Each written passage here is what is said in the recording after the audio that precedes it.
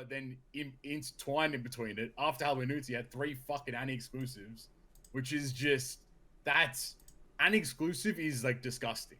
I think that's the worst kind of exclusive legend. Period. Yeah, they feel it very is weird. Ridiculous. I feel like half the time they're not even that good. True. Like, yeah, they feel like they're only just good for that one event. I mean, there are obviously some exceptions, like you got like Roger and Cross Guild and stuff that are like really good, but yeah, you're right. A lot of the exclusive stuff, it just feels really bad. Like, I feel like the exclusive legends, they probably should be in like normal tickets. Or just don't do them. Or don't do them. Like, I think at this point, the metal. I think the biggest thing here is that there are so many, like, avenues to make these characters able to be acquired outside of, like, the Sugar Fest itself. Yeah. I think at this point, the fact that, even to, like, if we want to throw it all the way back, looking at Luffy Law Kid Final Taps, right? Mm-hmm. First of all, the fact that Final Tap Kid hasn't been super evolved. Still, that's insane. He's already. Hey, you never know. He might get it during New Year's. Hey, keep dreaming, bucko. But like, you have that, and then secondly to that, like the fact that none of them have been like they're ancient in reality. Oh yeah. They're 2021. Like the fact that none of them have been made available, like in any fashion whatsoever, and then even like going further back than that, like I guess technically, I think it was Odin.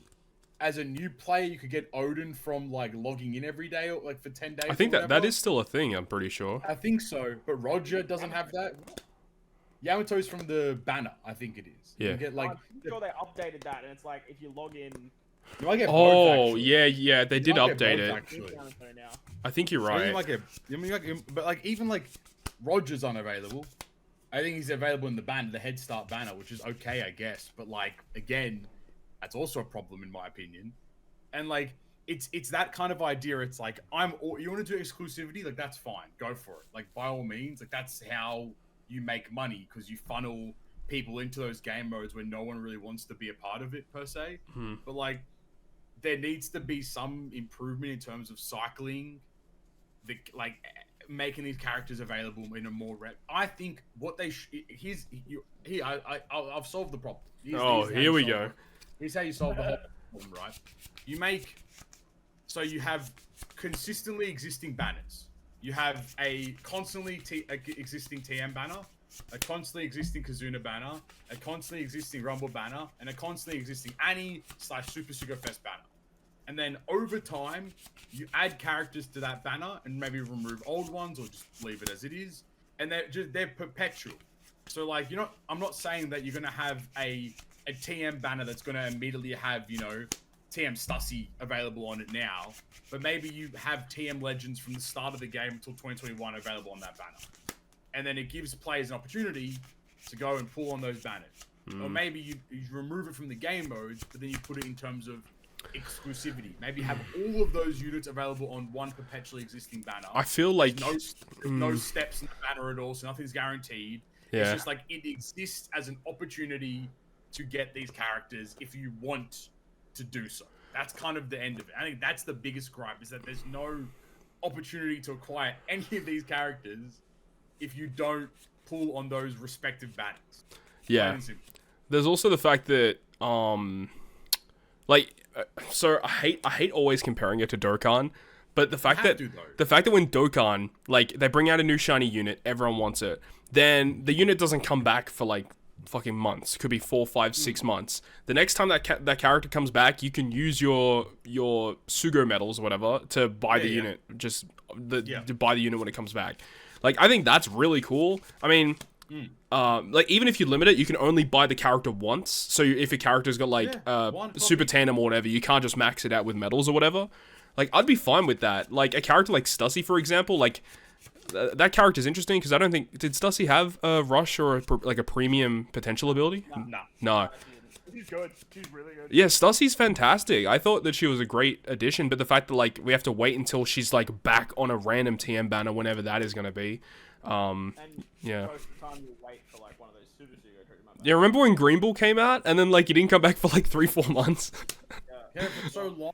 It's like he's not even good enough. Yeah. To justifiably not have him. Like that's the problem. Yeah. Like I don't get why there's such a runway between them. Like okay, I understand.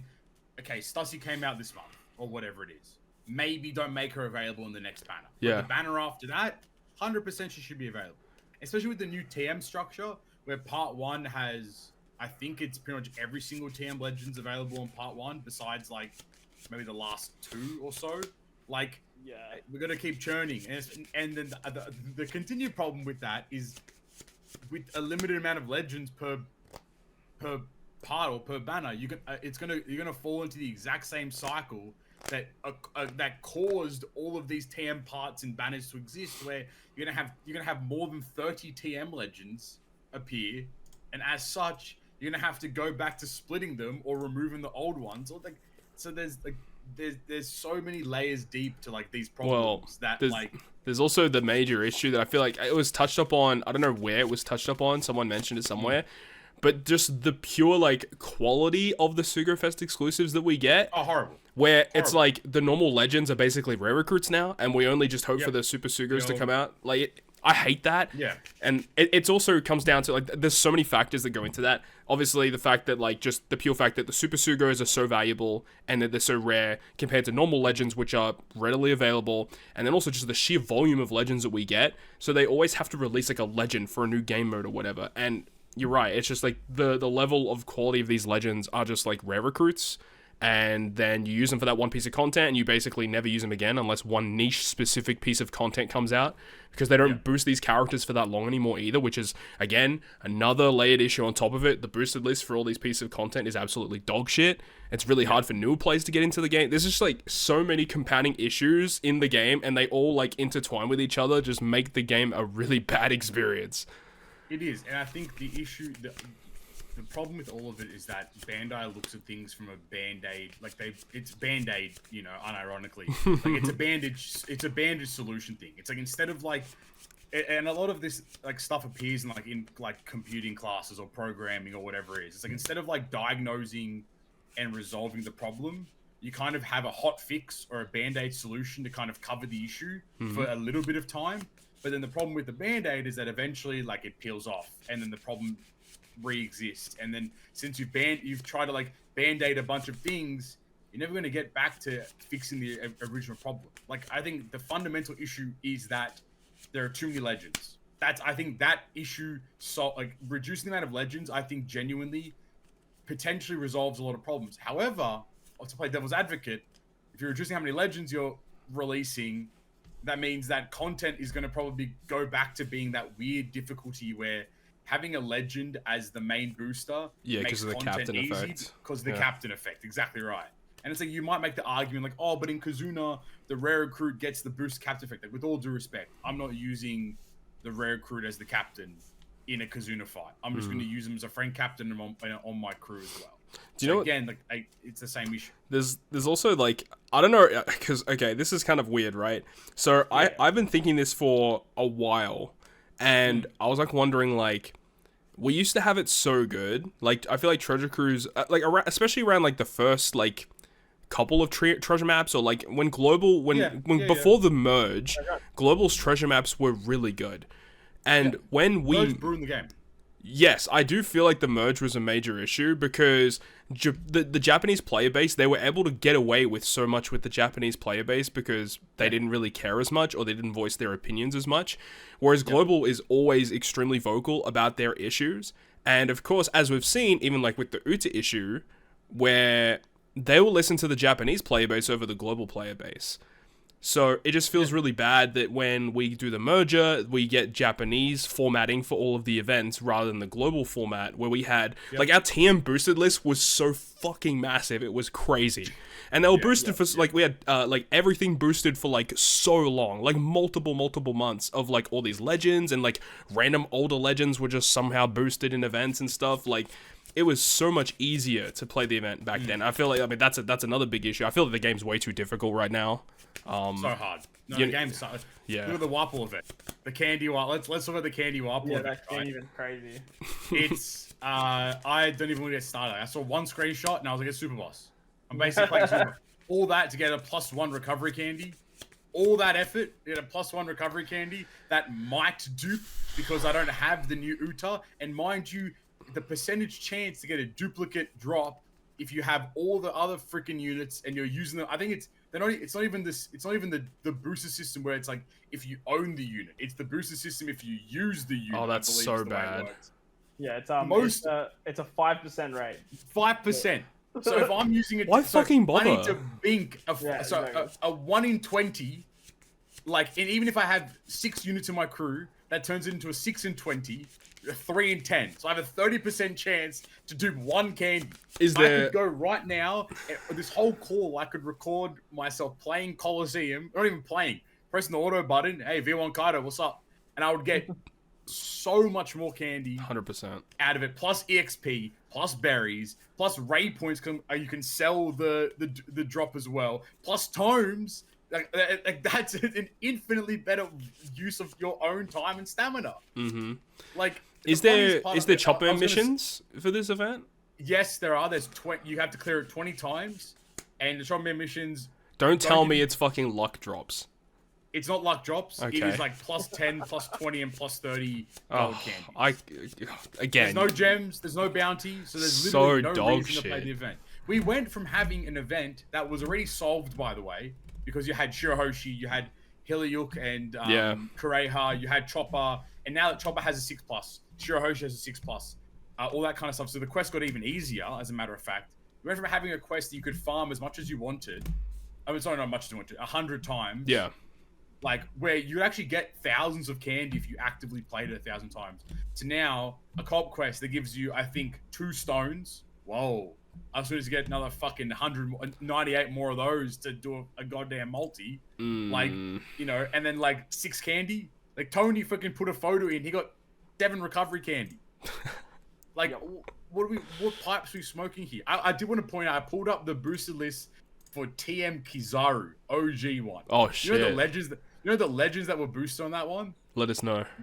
V1 Marco, Usopp 6-star N6+, a Dog Storm, V1 Shanks, V2 Lucci, Legend Lucy, V2 Ray, V2 Doflamingo, Frankie, Robin, Luffy Ace, V2 Shanks, V1 Kizaru, and Buggy.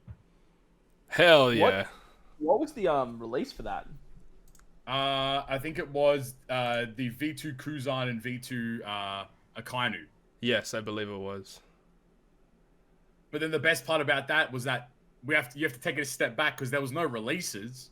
There was no legend releases. You had Beckman as a 2x booster. Yeah. You had Kuma as a 1.5x, and you had Scratchman to Pooh. 4-star and 5-star, by the way, were also separately boosted. Yeah, remember when you could do that with the unevolved rare recruits? That shit was crazy.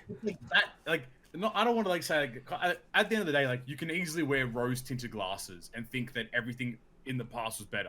Like, but it actually was. But it was. Like, right now, like, if I go look at like Orochi and Kanjuro, my teams for Orochi and Kanjuro, mind you, I didn't have any of the legends, and my teams were a 1.6x boost, 1.95, a 1.2, a 1.25. Oh, what does that tell you? I'm not using any booster units because those mini bosses are deplorable. Mm-hmm. If you don't have all of them. I think there was a few good points that Porky made. So one of them was what you said, Todd, where it's like a legend is equivalent to a rare recruit now. A Super Sugo Fest / anniversary is equivalent to a legend. Yeah. And then rare recruits are fodder. Rare recruits.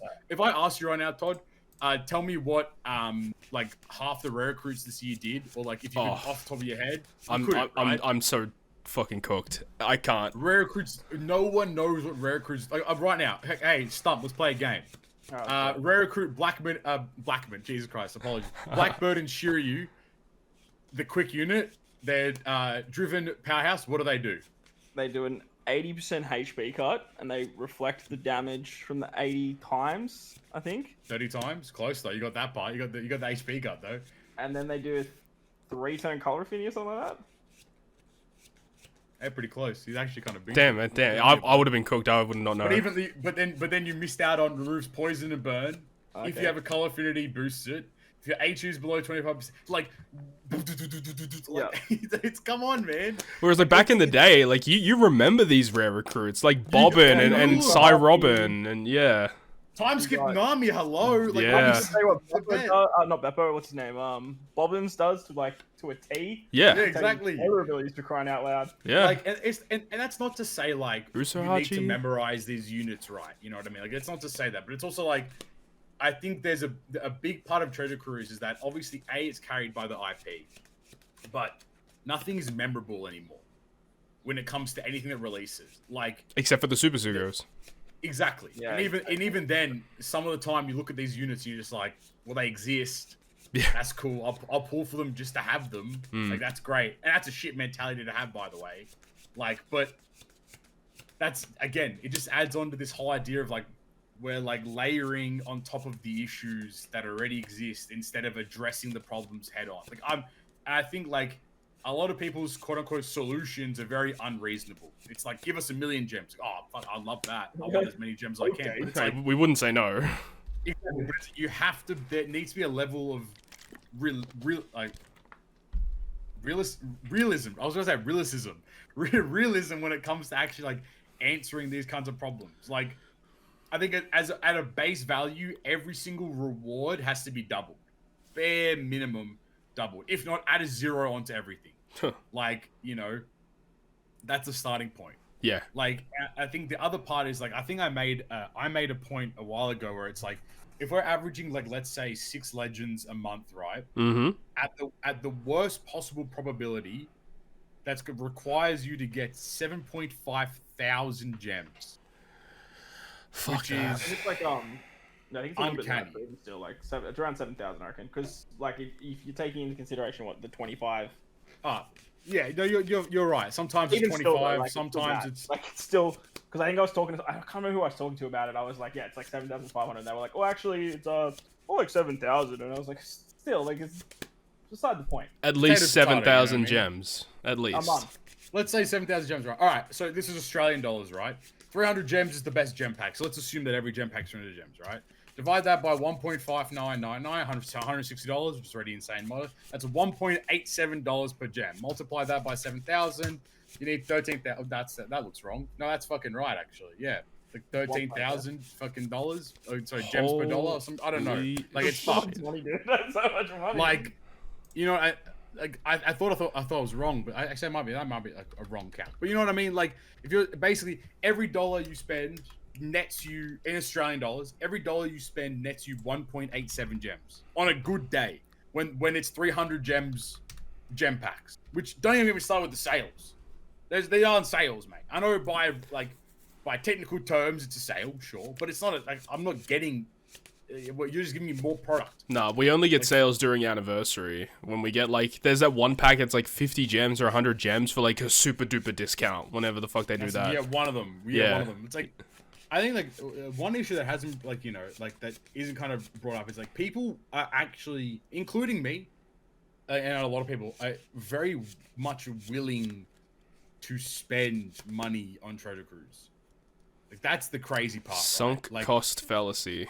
Yeah, it's like, I think a lot of the time, like, when you come up with all these problems with, like, a gacha game or whatever, people aren't willing to spend money. Like, oh, stop spending. But it's like, a lot of us are like, we like One Piece. We like the game. We actually, like, unironically, the 3 people here, we've been around since fucking, like, almost, I'm not from day dot, but I know Todd is, and I'm pretty sure Stump might be as well. No, I'm like 2.5 anniversary. Okay, so I'm like first anniversary. Todd's from the very beginning, right? Like, and we've all played the game from the very start. We've all spent easily tens of thousands. Yeah, I don't even want to know. Like, you know. Yeah, I do my taxes every year, so I do know. So it's bad. Yeah, I think like. I mean, like from the beginning, like I would not want to know. Oh no, not from the beginning. No, you know, like making content wise, but like if I had to add all that up. And we've been like, you know, and I think the funny part is we're still willing to. So it's like you have like a balance of like, I think like that's kind of like why I always keep bringing it up, where you either make the multis cheaper or you make gems more readily available. And that's not to say you have to give every player 5,000 gems a month, although I'd take it with open arms. But it's more like there has to come a point where someone needs to start doing the mathematical calculations and start showing that like it's not feasible. And I think the sad part, which we probably should have brought up at the very beginning, is that One Piece Treasure Cruise is a game that is developed for a Japanese audience. Yeah, the global version is a byproduct of that. So it does not matter what you feel and whatever it is. And that isn't to say not to give feedback and not to provide, your opinions and stuff. But it's more like Japanese people, it is a much larger part of their culture and society. Yeah. To spend money more frequently on hobbies and interests and games and gambling and all that kind of stuff. It is way more ingrained in their society and it is not taboo. So like them spending $13,000 to us, that's fucking mental, obviously. But to them, it's more not realistic, but it's maybe more approachable. It's probably a little more accepted, maybe, in their culture. Yeah. You don't feel as worse, right? When I buy a gem pack, I want to jump off a building, mate. Like, what a waste of money, But in reality, it's like when you break it down to brass tacks, it's a hobby, it's an interest, it's something that you enjoy doing. So like, well, there's also the other aspect of it, because like you're mentioning, if gems were cheaper or if they give more gems and the whole legend situation. But like, what if, like, hypothetically, imagine if everything was the same as it is now, but they actually make the game more fun to play. The game modes are better. We get more enjoyable content to play. The game is slightly easier. They get rid of damage cap. What if it's nothing to do with legend and monetary, but just the actual gameplay aspect of Treasure Cruise? And if they fix that, what would the game be like? What would the community be like in that perspective? Because I think that would be healthier if the game was more fun to play, because people would be wanting to come back to the game. They log in, they get their gems, then they save for the big banners or whatever. Because the fact that the banners are right now, plus the fact we have the gameplay issues, it's just bad. And I feel like if they're gonna focus on one thing, should they focus on the Sugo Fest and the gem issue, or should they focus on the gameplay? No, that's a great point. That's absolutely a great point. I think that improving the overall player experience is going to keep more people around for longer, and then you can kind of. And I think everyone has more or less accepted the banner system, because the banner steps haven't changed in the last 18 months. Like, you can, as much as you want to believe, like, oh, things are changing, like the structure's the same, the amount of legends they're releasing is increasing on average, right? But like, it comes out to individual like judgment call. Like, are you really willing to spend exorbitant amounts of money? That's your decision, I suppose. But you're right. Like, I think that if I can play Treasure Cruise and feel more rewarded in doing so, and like feel like the time that I'm investing, like, for example, the last treasure map took me 30 nav levels to get to the 10 million points. I felt horrible the whole time doing that, because it's a chore due to how the content cycle is structured to revolve around. But TM has the best rewards. So like, it's like, it feels bad because you kind of have to do it. Yeah, you're forced, but you don't want to. That game. Like, yeah, absolutely. No, I agree with you. I think that if we had to pick between like the monetary solution or the player experience solution, I do think that fixing the player experience solution kind of solves a lot more problems. Because I feel like the money that Bandai are making right now for their global Japan, whatever the fuck version of Treasure Cruise, I think like it's probably fine the way it is. But I feel like if they did fix the gameplay problems, that value, their revenue would probably increase, because you'll have more players coming back to the game. That's the way that I see it. And also, just briefly, you mentioned about the Sugo structure. That was another thing back in the day that was kind of interesting, because when we got a data download for a new Sugo Fest, it would actually be interesting to see what the steps were, because the steps weren't always the same with every banner. Every banner was kind of different with how they did things. Sometimes we'd have random 1-gem multis in there. Sometimes we'd have like a random bunch of discounts in there. Sometimes some random unit was like guaranteed. Like, holy shit, that's cool. It's cool to see stuff like that. But now every banner's the same. You know what to expect. So lost a bit of hype. How do they go about fixing that content issue though? Because like I sort of look back at other gacha games that I've kind of come back to here and there, and the content's still there. like I remember I started picked up Dokkan every anniversary. I pick up Dokkan again, and there's just so much content to do, so many gems, so much stuff that I can. Sure, the game's completely power crept since the release of that content in the first place, but as a returning player, there's so much to do. If you left the game, say 6 months ago, say you left the game 6 months ago, and you came back to the game, like what is there to farm? Like what is nothing? Not a lot. 100% right. Nothing, because you just get thrown back into a content cycle and expect the fucking content cycle. It's the content cycle. That's the problem. Is that's why you feel guilty as a player half the time. And I think that's like the mental, like psychological manipulation. Yeah. That these kind of games resolve. At least the FOMO Cruise does. Like, and this is why things like, as much as I fucking hate Genshin Impact and Honkai Star Rail and ZZZ and all those kinds of woo-wah, whatever, all those games, is that you are not punished. Even Bounty Rush, for example, as much as Bounty Rush gets clowned on at times, Bounty Rush is actually so good because you just do not get punished. If you want to drop the game for a little bit and come back, that's fine. If you don't want to pull for every character, that's also fine as well. You are not punished. What needs to be resolved, and I don't have the answer to it right now. If you gave me a couple of hours, I could think of it. But it's like, there needs to be some resolution to making players not feel overtly punished by missing. Like, for example, what was it? Like, you know, if you don't, like, this recent Sanji pudding skulls. You don't get the skulls in this Kazuna period, which was very difficult to do, by the way. I think I did 31 clears and 50 or 60 assists, and I only just got through box 6. Like which is already an insane amount of play, because if you think about it, right, every assist is a minimum of 15 minute away, multiplied by 60 or 50 assists. Like, that's a couple of tens of hours spent on that alone, right? But if you miss out on a skull, I mean, for an end game player, not the end of the world, you know, whatever. Like, you're not gonna have a boosted unit for a TM mini boss or whatever. Right. You do, right? But like, for a mid to early game player that doesn't have the resources to then get that unit, you know, we all have thousands of Kazuna insignia. I know Stump doesn't have any blue tickets, but like, you know, tons of TM tickets, for example, all that kind of stuff. Like, we can go and purchase like these items to go back and fix things, and then that's also part of that whole, like, bringing an early game player in and a returning player. Imagine, like you're saying, Stump, 6 months. How many Super Evolutions are you gonna have? 6 Legend Super Evolutions that come out, right? On top of that, you have 6 PKA units that get 5+ as well. On top of that, you have, like, I don't know, with 6 months, about 30 Legends that release around in that time period as well. Yeah. Like, that's so much stuff to miss out on that you are not going to see again for such a long period of time. Yeah. Like, such a long period of time. Whereas, like, you know, in Pension Pimpact, like, if you miss out on a character, who gives a shit, mate? Like, you know, you can still clear version 4.1, bloody, you know, masquerade of my ass, you know, the story mode. Oh yeah, that was my favorite one. I love that one. Let's go, baby. Yeah. That's my favorite one. Yeah, like twice, actually.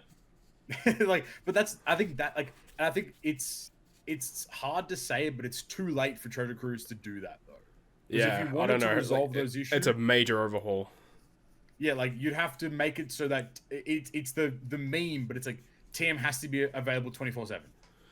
Yeah, it has to be available 24/7. It's so much. Like, yeah, because I mean they need to make this stuff way more accessible to the casual player. Because, I mean, even just like, I help some people out sometimes with their TM teams, and one of the TMs or a couple TMs ago, where like having, like, if you were like more of a casual player and you had the 6+ Magellan, he was like the character used as the captain. He was like super good. But he missed out on getting the skull by like such a short amount on Kazuna. So because you fuck up on Kazuna, it then fucks up your next treasure map, and it's like, oh, it's so bad. Like, that whole system is so bad. And you're right, it's predatory. They try and force you to play because if you miss out, you're fucked. Yeah, I hate it. But why not just like have an extra booster that does pretty much the same thing, but just on a much lower boost? I don't understand why that's such a big like problem. Like, say, even make it a 1.1 boost, like a 1.1 times. I don't care if it's super low. It at least gives players an idea of saying, all right, cool, well, I'm not using a not boost unit, because we all get stuck in this headspace of like, especially with treasure map, on that final boss, if I'm not getting like the max amount of boost that I can possibly get, I'm gonna sit there. I'm just gonna stare at the screen for the next 2 hours trying to figure it out. And whether you do or you don't, you've still spent that time anyway. So I just don't see the problem in just making a 1.1 times booster or have more boosters on the list. Players to just go, all right, I'll put this character there. It'll work for a little while, and then I can get my points, and then I'll switch it for a stronger character later. Yeah. Or I'll get to the point threshold and I'll stop playing the game. One of the two. Mm-hmm. Because of what you've exactly just said, right? Like, get to the point threshold, you stop playing. They don't want that. You know, if we're gonna really get nitty gritty business, KPIs is the biggest driving point for Treasure Cruise right now.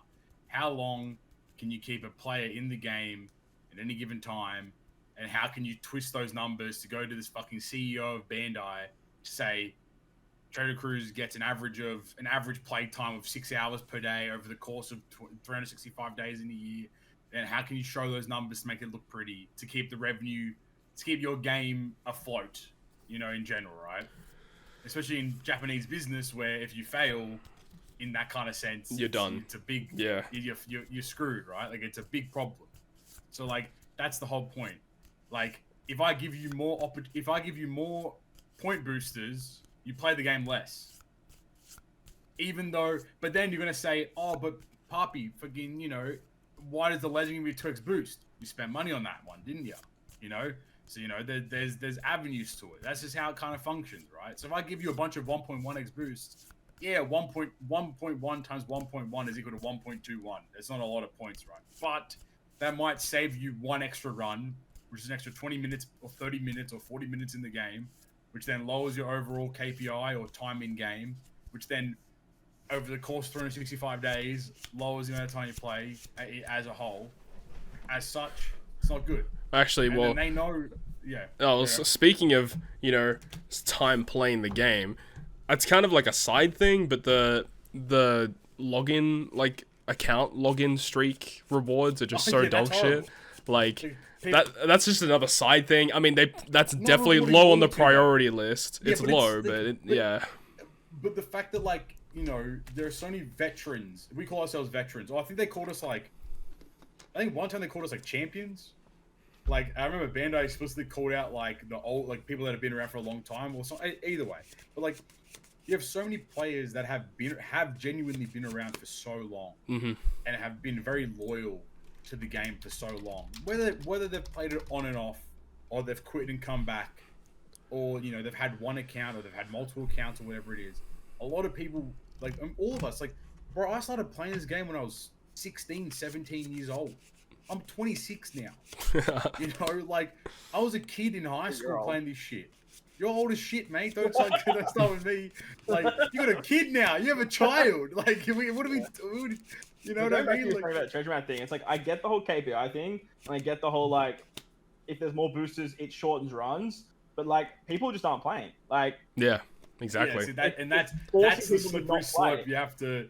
That's the slippery slope. How many players were in New World for that last treasure map? It was like it was less than 5,000, I think. Yeah, it was low. I can get the number real quick. Like, to get my point there, because I can run higher point boosters, and it's just easier to beat the content. Yeah. So then I can, in theory, just get more points, and then play the game less anyway. Yeah, that's right. At the same time, like, if you just made the final boss fights easier and less catered to the new character, well, not so much not catered towards the new character, but like the rest of the fights catered towards like the other rare recruits and stuff like that, it would just give players more incentive to want to play, which then counteracts that argument of like, oh, you have to buy the characters to want to play the game or to need to play the game. But I understand the mentality of what they're trying to do, but there's also that duality of like, well, hang on, you can get people to play without actually like forcing them to buy shit all the time. So we had 4,246. Holy shit! That's so bad. That's so bad. Back in the day, we were averaging 9,000 in New World alone. You know, like, yeah, that's halved. And that's just. And the funny part is, I don't necessarily think that's due to player decline. I think that's due to people being like, A, TM fucking sucks. Yeah. Or B, I'm just gonna play in Grand Line or East Blue. Yeah. Because I can it's gonna be more mind numbing. But like literally in East Blue, you can just press auto. Use your max boost, press auto. It's gonna one team versus all. You clear everything. It's gonna take you forever to get the point, but if it's like, who cares? You know, you can get through it. There's no like, you're not sat there like, you know, you're not sat there freaking look at the gimmicks, mate. Oh my god, the gimmicks, mate. Like, I'm not sat there trying to do one turn special reverse, block orbs, row 3, random character gets blown away, 2 turns of a good bat. Like, what the hell, man? Like, at some point we have to really sit there and look at ourselves and be like, is this really like, is upping the difficulty a good thing? No, it's not. It's absolutely not. There's a fine line, and I think that's where like those arguments of like you know, normal attacks only and damage limiter and then the damage cap and all those kinds of things come into play. It's like those are, you know, a term that, you know, I coined a long time ago of artificial difficulty, where it's like we're artificially making this a more challenging experience. Like, what is it? Nick, one of the OG community manager for One Piece Treasure Cruise, made an excellent point on the Good Great Perfect podcast, like, I don't know, man, like 4 years ago or something like that at this point, where he explicitly said, like, One Piece Treasure Cruise is a puzzle game. And I thought about that for so long back in the day. And I was like, that made no sense to me when he said it. But then when you really look at it, like, you have 6 pieces to a puzzle, and then the puzzle is obviously trying to beat the quest. And it's a fantastic way to think about it. But now, Treasure Cruise is a game about efficiency. How efficiently you can clear things. How you can get a highest point boost. So on and so on. I think this is like where the image of Treasure Cruise has shifted. And I think that Bandai themselves have not shifted with that. Like, their approach to the game hasn't shifted at all. They still think that it's a puzzle solving, like, oh, we're going to have 35 debuffs. They can figure it out. But in reality, it's like, you know, it's not how the game should function. And on top of that, like, it's, you know, take, I think, was it last Super Boss or Super Boss before? The whole Dorian Broggy strat of, like, breaking the damage cap. Like, the community is very smart. Like, people very consistently think of ways to one-up the game and have done so. I never forget. Remember, what was his name? Kaido 86 with the V1 Kaido idea way back in like the second Super Boss, where like if you brought V1 Kaido on your crew, Popty special, when you enter the final stage, you bypass the NAO because it hadn't been applied. You get a free 20% cut. Exactly. Like, it was genius. Right, and that's what players in the community have done. And then Bandai say, "Oh shit, let's fix that. Oh, let's fix that. Oh, let's fix that." Grey Shield, for example, same thing. People figured out if everyone jumps into the boss at the same time, there's a bunch of HP cuts, jumps out of the boss. The boss is left with 1 HP. Someone taps it real quick. You move on as fast as ever. Well, it's actually kind of crazy when if you go all the way back. Like, when did Bandai actually start like patching issues of characters that they released? And I guess like the first major one, I guess, was like that V2 Dofi for normal attacks only, right? Yeah, NAO was fucked by V2 Dofi. Because V2 Dofi's overkill was just way too good. Was it Bullet? V2 definitely got, and Katakuri, V2 Katakuri. Yeah, V2 Katakuri. Yep. Yeah, and then from there. Unironically, from there, it was like Brook. They've been trying to patch V1 Brook for like 9 years or 8 years now. And people still figure it out. Because remember in that was it the Boa Super Boss? Yeah. You could use V1. You'd run V1 Brook. Sorry, you'd revive, and you'd have to stall for fucking 99 turns. Yeah, man. Classic. That was OG. That was so like it was okay. That wasn't fun. Like, let's be honest, but it was just it's a good memory because like we sit in the Discord, everyone was who's in, who's taking the reins this time, the pain, you know, like that was cool, you know, like and that's always been the community's fantastic role is that they always break the mold for how the game's not. They change how the game's meant to be played, which is a really awesome thing, but it should not be this difficult to break the mold and change. Like I don't even know if we want to get into damage cap as a whole, but like the audacity, like we've seen I've literally sent Todd the numbers, like the little number graphics that go up to, what was it, 999 trillion, like it's in the game. The event, it's present in the game. What's the value? Especially since you scale these bosses up beyond the amount of damage that we can do. Yeah. Like, for example, like I always bring up PKA as an example, right? Like, I think, what was it? Level 300 PKA is like 11 trillion HP, I think it is. That whole PKA PKA Like, update is fucking dog shit. I hate no, it. the PKA was one of the worst updates of the year. I think going to level 200 was fine. I think increasing it slightly is okay. But the fact that you have this massive void of 200 to 300. Like, why? Why do you even have it? Yeah. There's no reward. What's the point? I like, need 200, I'm out. Like, and the max boost team can't even like reach these numbers. Like, it's like the most brain dead, brain rot thing ever. Like, I don't understand what they were thinking and thinking. And then V1 Brook comes back, like, you know what I mean? And then V1 Brook comes back, yeah. It's crazy. Like the booster team could do it this time, but it was anniversary exclusive, so it's like, of course, yeah, exactly right. Like, that helps. That's ridiculous. Hope that happens, but I actually got to 300 for both of them, and the actual drop percentage, it's non-existent. It barely changes. Like, it's actually non-existent. Like, that's so crazy. Like, how you fix PK right now? Guaranteed fix. As soon as a player gets to level 150, you guarantee a He-Man. Absolutely. Because it's very easy. Because I think, what is it? Like, I've been tracking every PKA for a long time now. Not everyone, but I've been tracking a lot of them on Twitter. Just like just the numbers and stuff, right? I think very consistently, I'll do between 25 to 30 runs post 150, very consistently. And that's a sometimes very good Zoraluk, or very average Zoraluk, or very bad Zoraluk. If you guaranteed one Hime and then left a little bit, the rest of it up to RNG, like, that's fine. I low-key actually think the way that they've boosted the new characters is a fantastic idea in principle, but the fact that I have to have the new character to get that additional drop, just ruins all of it. Because when you have it, it feels so good, and then awesome. When you don't have it, it's so bad. I think in my box for a long time there, I had more He-Mays than I had Elder Turtle, because, like, if you have a couple of the units, you're pretty much getting a He-May Turtle every single run. Right, which is a fantastic thing. But, like, if you don't have it, like, for example, like, in the next PK or the PK after that, most likely I'm not going to have any of the boosters, which is fine. Well, you'll have this one because of New Year's, right?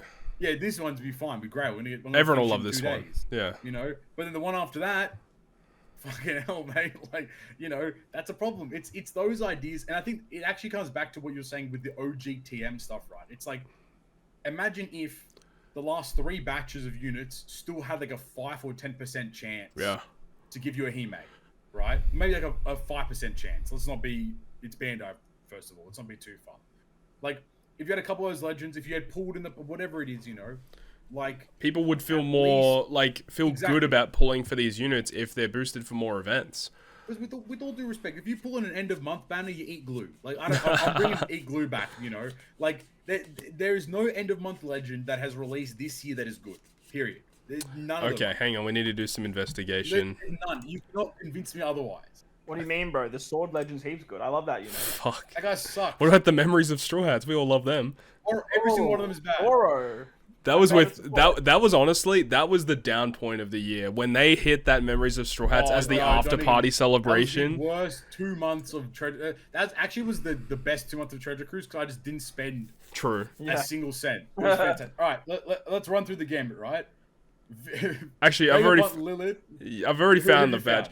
I think the Lore Beppo Kid Killer was pretty good. No. Those units are pretty good for end of month units, I feel. All right, if you had to choose them or like fucking 10th anniversary Luffy, who you pick? Well, yeah. See, and that's what I mean. Like, you are right. I'm being a bit silly with it. I get what you mean. It's that idea of like end of month that genuinely has no value, and like whilst you and again, it's like you sound like a broken shout out to Robin and Koala. That end of month legend is actually cracked. That's the most improved legend of the year. That unit is so good. I think a end of month legend shows their value like 5 months after their release. Right. Every legend does, actually. In reality, every legend shows their value a couple months outside of their boosted. Except for Toby Roper, because that unit's dog shit. That unit. Kazuna got shat on this year. Yeah, there's a bad one. Kazuna got come out literally like the Kazuna like after. Like, should be like the end of month batch after that Kazuna that Kaido came out. Right. Yeah. It's so dumb. Kazuna got pooped on this year. Like, is there like any good Kazuna legend? I mean, aside from Shiryu's actually fantastic, by the way. Shiryu's actually really good. Yeah. What do we have? You had Tobiropo. You had Vegapunk, the OG one. You had he's solid. S Snake. Pooh. Memories Chopper. Pooh. Memories Brook. Memories Brook. Brook's alright, yeah. Memories Whitebeard. Oh, we don't talk about that one. V2 Super Tandem Dex Whitebeard. Let's go. I had Shiryu. He's not bad. And then you had Shaka and Dons, which is they're okay. They're like, fine. I mean, it's those kinds of things. Like Kazuna's not a game mode that shouldn't have legend. Like, yeah. No game mode. No, with all due respect, I don't think a single game mode should have like everything should be funneled into the end. If you want to release if you want to release 3 end of month legends, but release no other legends across everything else, I think that's fine as well. Like in terms of other game modes, I think there's no reason for a game mode to have a legend associated to it as well. Like when game mode exclusive legends started coming out, that was the steps will start tumbling down the hill. You know, Sisyphus's rock started rolling back down again. You know, and then like that's where you start the negative decline. Like, and I think like, but then on the other hand, I think game mode exclusive legends are fine, but every month means that they lose their value. Yeah. Instantly. That's the issue as well. I think we've gone from the meme used to be like, oh, legends are valuable for a month. Legends aren't even valuable for 2 weeks now. Yeah.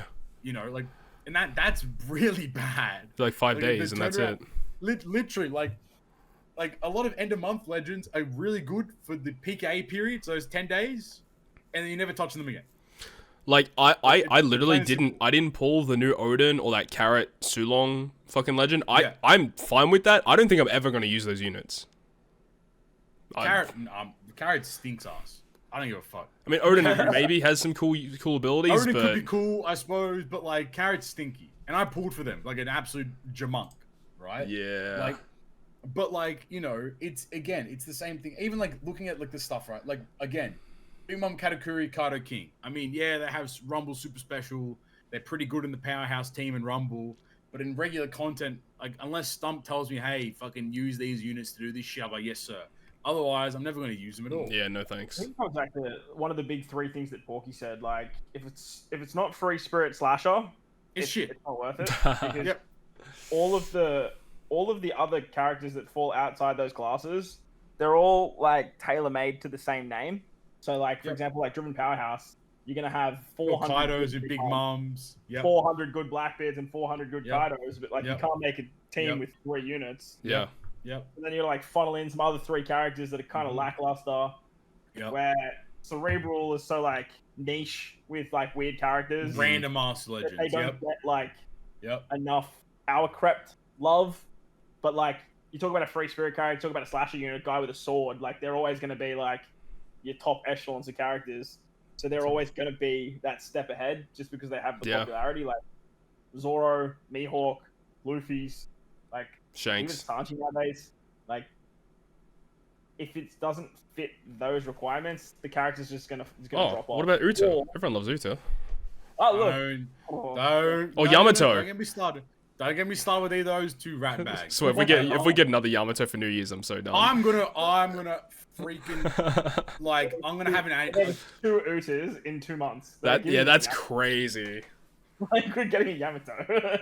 It's happening. We are getting a Yamato, 100%. Like, I think again, I keep glazing Porky, but he's a fucking genius, right? But it is so funny that the anime pause has genuinely ruined Treasure Cruise, and it has shown in all facets of how Bandai runs their game that they struggle to be creative in any capacity because there is nothing that they can rely. Having the anime has been their saving grace for so long because they can just say, "Oh, what happened to the anime? Oh, you know, there's a Luffy. All right, there we go, boys. Chuck a Luffy in there." And then when they don't have the anime, it's like, look at the Wano, yeah. Like it's so frustrating because it's so easy. Like it is so fucking easy to do it, and they just refuse to do anything. Like, the Memories was actually a great concept. But bad execution. Yeah. Right idea, wrong execution is banditized nomenclature, 100%. I was actually excited for that celebration because I was like, this is going to be one that it's easy to skip. You're going to have like, oh, I'm a huge Zoro fan, so maybe I'll pull for that Zoro and then I'll skip the rest of them kind of thing. Yeah. But the celebration around every single one of them, and then to then release them as like Treasure Map Legends and Kazuna Legends, it's just like... And like half of them were like pretty much borderline useless. They're all useless. Yeah. They're all useless. Brook's good, Chopper's alright, sorted. Make them like, alright, I can see myself using this character in like 2-3 months. Like, for example, like the whole idea of Memories, in my opinion, was like you go back at the arcs. Memories of East Blue. You release like a young Luffy. You release like, you might release like a Shanks, just for some fun. Maybe Orange Town or Syrup Village or one of those. Like you go to like Memories of Marineford. I know everyone loves Marineford, right? You have the Whitebeard. All right, give us TM Legend Josie for God's sake. We're still waiting, man. Like do that kind of stuff. Even, God forbid, go to Memories of Wano, but give us some bespoke... I think the representation of characters is very valuable. But then again, you're 100% correct. If it isn't a slasher or a free spirit character, like they're going to get shoved down. Like I think that same team, like the same team that... If you want to do a high damage team, it's like you bring the same subset of units every time. And it kind of, Zoro Sanji solves every problem pretty much. Then you bring a Luffy... You bring a Yamato of some kind. You might bring somebody to do, two conditional boosts, and then there's a trillion damage. Like it's the same rinse repeat team for the most part every time, with little changes depending on like the debuff you need to remove. That's not creativity. That's not puzzle solving. Like if I'm using the same cookie cutter solution every single time, that's where's the essence of what this game was? Where's the creativity? Where's the desire to problem solve? Like Super Boss always starts off as, what do we build? This is so confusing. I don't know what's going on. Jumps in the quest, and then people are like, hey, wait a minute. What if we just do this? And then it's like, boop, there's 400 billion damage. Okay, what if we change this? Boop, there's 600 billion damage. What if we change this? Oh, there's a trillion. Like, and like that's just how which is great because you have this iteration process, sure, but like it shouldn't be that difficult to get to those points, though. You should be able to put a team together, do a lot of damage, have fun with your alliance, which, don't get me started about the whole problems with the Pirate Alliance to begin with. Like, that's what Kazuna was meant to be, the mode where you cooperate with your friends to take down bosses, but instead, Kazuna is purely a solo mode, no matter how you want to shape it. Okay, you get a mini boost because everyone's jumped in. Great. What am I doing? I'm being told to jump into the boss. I sit in there for 8 hours while I go to sleep. Then I wake up and the boss is defeated. Sick, man. What great participation from, and community, sense there. It's like, that's also the massive issue with Kazuna. I mean, massive. There's so many, like, other things that they could do. Like, people have been asking for the longest time, but, like, Forest of Trainings would be cool. Something like that. Love me a forest. God forbid, new GARP challenge, right? Yep. I mean, even the thing. I mean, look, I don't really give a fuck about GARP challenges all that much, but I know a lot of people love their GARP challenges. Dude, I think it came second in the awards. That's wild. As the favorite game mode, I think it came second. It comes back to that same thing we spoke about earlier, where it's like there's content to play if you come back. Yeah. Like if you released 10 more GARP challenges in the front time frame, and keep them permanent, just leave them there.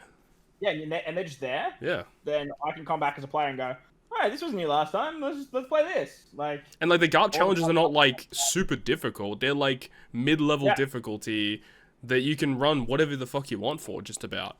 It's really cool. And that's eating content and having that satisfaction of, oh hey, I remember what I'm doing. I'm beating something within the game. Gives you that. Oh look, that's fun. Let's see what else I can do. Yeah. And then you go diving into the rest of the game as well. So. And that's exactly where for a player in a headspace. Like I don't even know the word. Like it is there for new players, but for like returning players, it's not. So you like leave the game and it's like, all right, well, I'm done. Yeah. And then there's no incentive to just bring them back. I could not fathom being a new player. No way. Why would you play this game? imagine you right now. Yeah, not for the content reason, not for like the looking at the game going, oh, like there's for the art. Yeah, hell yeah, brother. New Gear 5 comes out. That's with everything that's been around for 10 years. I think it's more the fact that you try and dive in and you try and play something that's there, and it's so goddamn confusing because there's so much going on. Like I've had friends that like, I've got them to try. Like I've said like, okay, here's my account. Like here's the quest you have to defeat. Like I'm not gonna tell you what the quest is. Like, it's fucking Clash Mihawk, for example, right? Like I'm not gonna tell you what to do. You just have to do it yourself. And you fail because there's so many mechanics that we just know about over time. We know how to handle it, and that's not about. And obviously, we have fantastic resources, right? Like shout out to Shanks for maintaining the database, and obviously, you know, Solaris for maintaining it for so long as well. Like we have this excellent, and we have so many content creators that do amazing things, like, and release videos and all the content, which is awesome, right? But it's like, I don't think that's how a game or a community, that's not how it should function. I should be able to jump in as an individual and figure everything out myself. I shouldn't have to go to YouTube and type in Forest of Training and all no white beard and like find a team that specifically fulfills my criteria. I still like go to Game With for a lot of the older stuff. I love Game With, dude. Exactly, and I mean like, it's obviously good that there are like resources like that available. Yeah. But like, I don't think it's feasible to expect that a game is going to have. Like, what if Treasure Cruise never had a community that made content? What if we never had Boris step up and like actually start making content on Treasure Cruise, or like, you know, God forbid, people like Zenigami or Atsu or like any of those Spaceman or like Thanklog. What if we never had people like that lead the charge to, you know, bring in a newer generation? Like, you know, you'd never get anywhere with it, which I guess it's a pretty shitty argument to have. I understand that, but it's like the game right now. If you were to ask someone, if I was to give like my phone to my friend who plays video games, go clear Garp Challenge Heavenly Demon 2 with my current characters, it's impossible. They will without infinite trial and error and going to a stage, writing down all the blood. Like, even the problem still exists with Blitz Battle. When a blitz comes up, we don't know what's going to happen in the blitz, so we can't prepare for it. Yeah. So you have people like me freaking doing stage 4, taking notes and shit. I mean, shout out to the old Game With streams. That's what they used to do. Exactly. Game With streams that was so sick. The old Game With streams were so goated. It would like Clash Duval. They'd have like a little whiteboard on the side, and they'd like write down. They'd actually taking notes and shit, man. Like, that was so sick. Like, and that's not to say like, and obviously that's fun, right? But like, it's just so, and not to say like the filtering system has improved. Yeah, for sure. Crazily, it needed to. They've done a wonderful job with that. If you don't know what you're filtering at the end of the day, that's the problem. What the fuck is bind? Yeah, you know, what's despair? What does it do? Like, okay, you get despaired, right? What does that mean? Your captain ability doesn't work. Okay, but what does that mean? Like, you know, like, and obviously if you go to the Chopper Help, actually the Chopper Help section has everything's written out, which is really good. But like, there's so many pages to read just to understand. Like, I couldn't even, if I asked you right now, Tom, when I get attack, if I gain attack in the PvP fight, how much is that as a base value? Oh, I don't know the math. Exactly. Yeah. Right. That's crazy shit as well. It's like, for a long time, plus 20 attack you've got. What does that mean? I think actually a base attack is like 100 or 25. It might be one of the two. I think HP is 100, but then attack's 25, right? Or something like that. But it's like, like, you know, if this unit gives me, does 4x my attack, is that 4x the base attack? Is that 4x my current attack stat? Like, I guess this is a step deeper to say, but it's like, any new player, I do not recommend. I never will recommend. As much as I want Treasure Cruise to survive for as long as possible, it's just not. I suck at Treasure Cruise. Like, I can't build teams. I can't do much myself. A, because I'm lazy, but B, because like it is like I can't build a super boss team. It is very difficult. You know, as smart as I am, I know I'm a genius, right? But like, it is very hard to do that, even as like a person who kind of has played the game for a long time.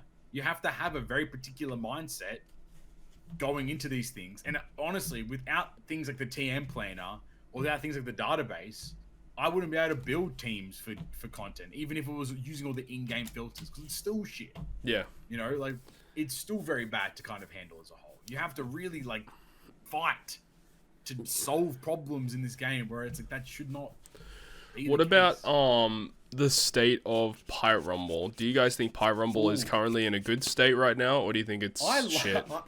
I like Pirate Rumble, man. I was gonna say, I feel like Pirate Rumble. Rumble is like probably one of the only things that's actually good in the game at the moment. Pirate Rumble is great because it is its own thing. Yeah. It's not the generic 6 crew members fight And it's against a not boss. very difficult. It's pretty easy. It's literally like, it's very straight. If you want to build like a generic team, I mean, first of all, they have the new filters that auto build stuff, which is, they don't do the, I mean, if you want to get nitty gritty, they don't do the best job. But if you're a new player, you say, I want to build a Psy. And the panel team or missions whatever, give you all those and the Psy panel mission units, literally yeah. Give you a whole Psy team. That's a great start. It's a fantastic place to be. But then you have a layer deeper where it's like, okay, why don't I look at the abilities and the specials? Okay, these are, let's say all this stuff revolves around powerhouse units. Okay, let me filter by powerhouse units and build a powerhouse team. But then, like, I think the issues with Rumble aren't in the actual gameplay. The issues are in how expensive it is to play. That's where I think the problem kind of. You mean like, where it's like the scrolls, or like the limit break expansions, or getting dupes, or three matches per gem is insane. Oh, you mean in that It's fashion, so right? Okay. Expensive, right? Like, Rumble scrolls, yeah, that's also a great point as well. And the fact that dupes don't up your It should give you Rumble abilities, that's a EXP. problem. Yeah, that's Like, weird. it should give you a guaranteed level. It just should. You know, like if you need what, 9 dupes, or no, you need 12 dupes in the character technically to get all the potential abilities. That in theory that would also max out their GP leader stats and also their Rumble stats. If you were to give them 12 units.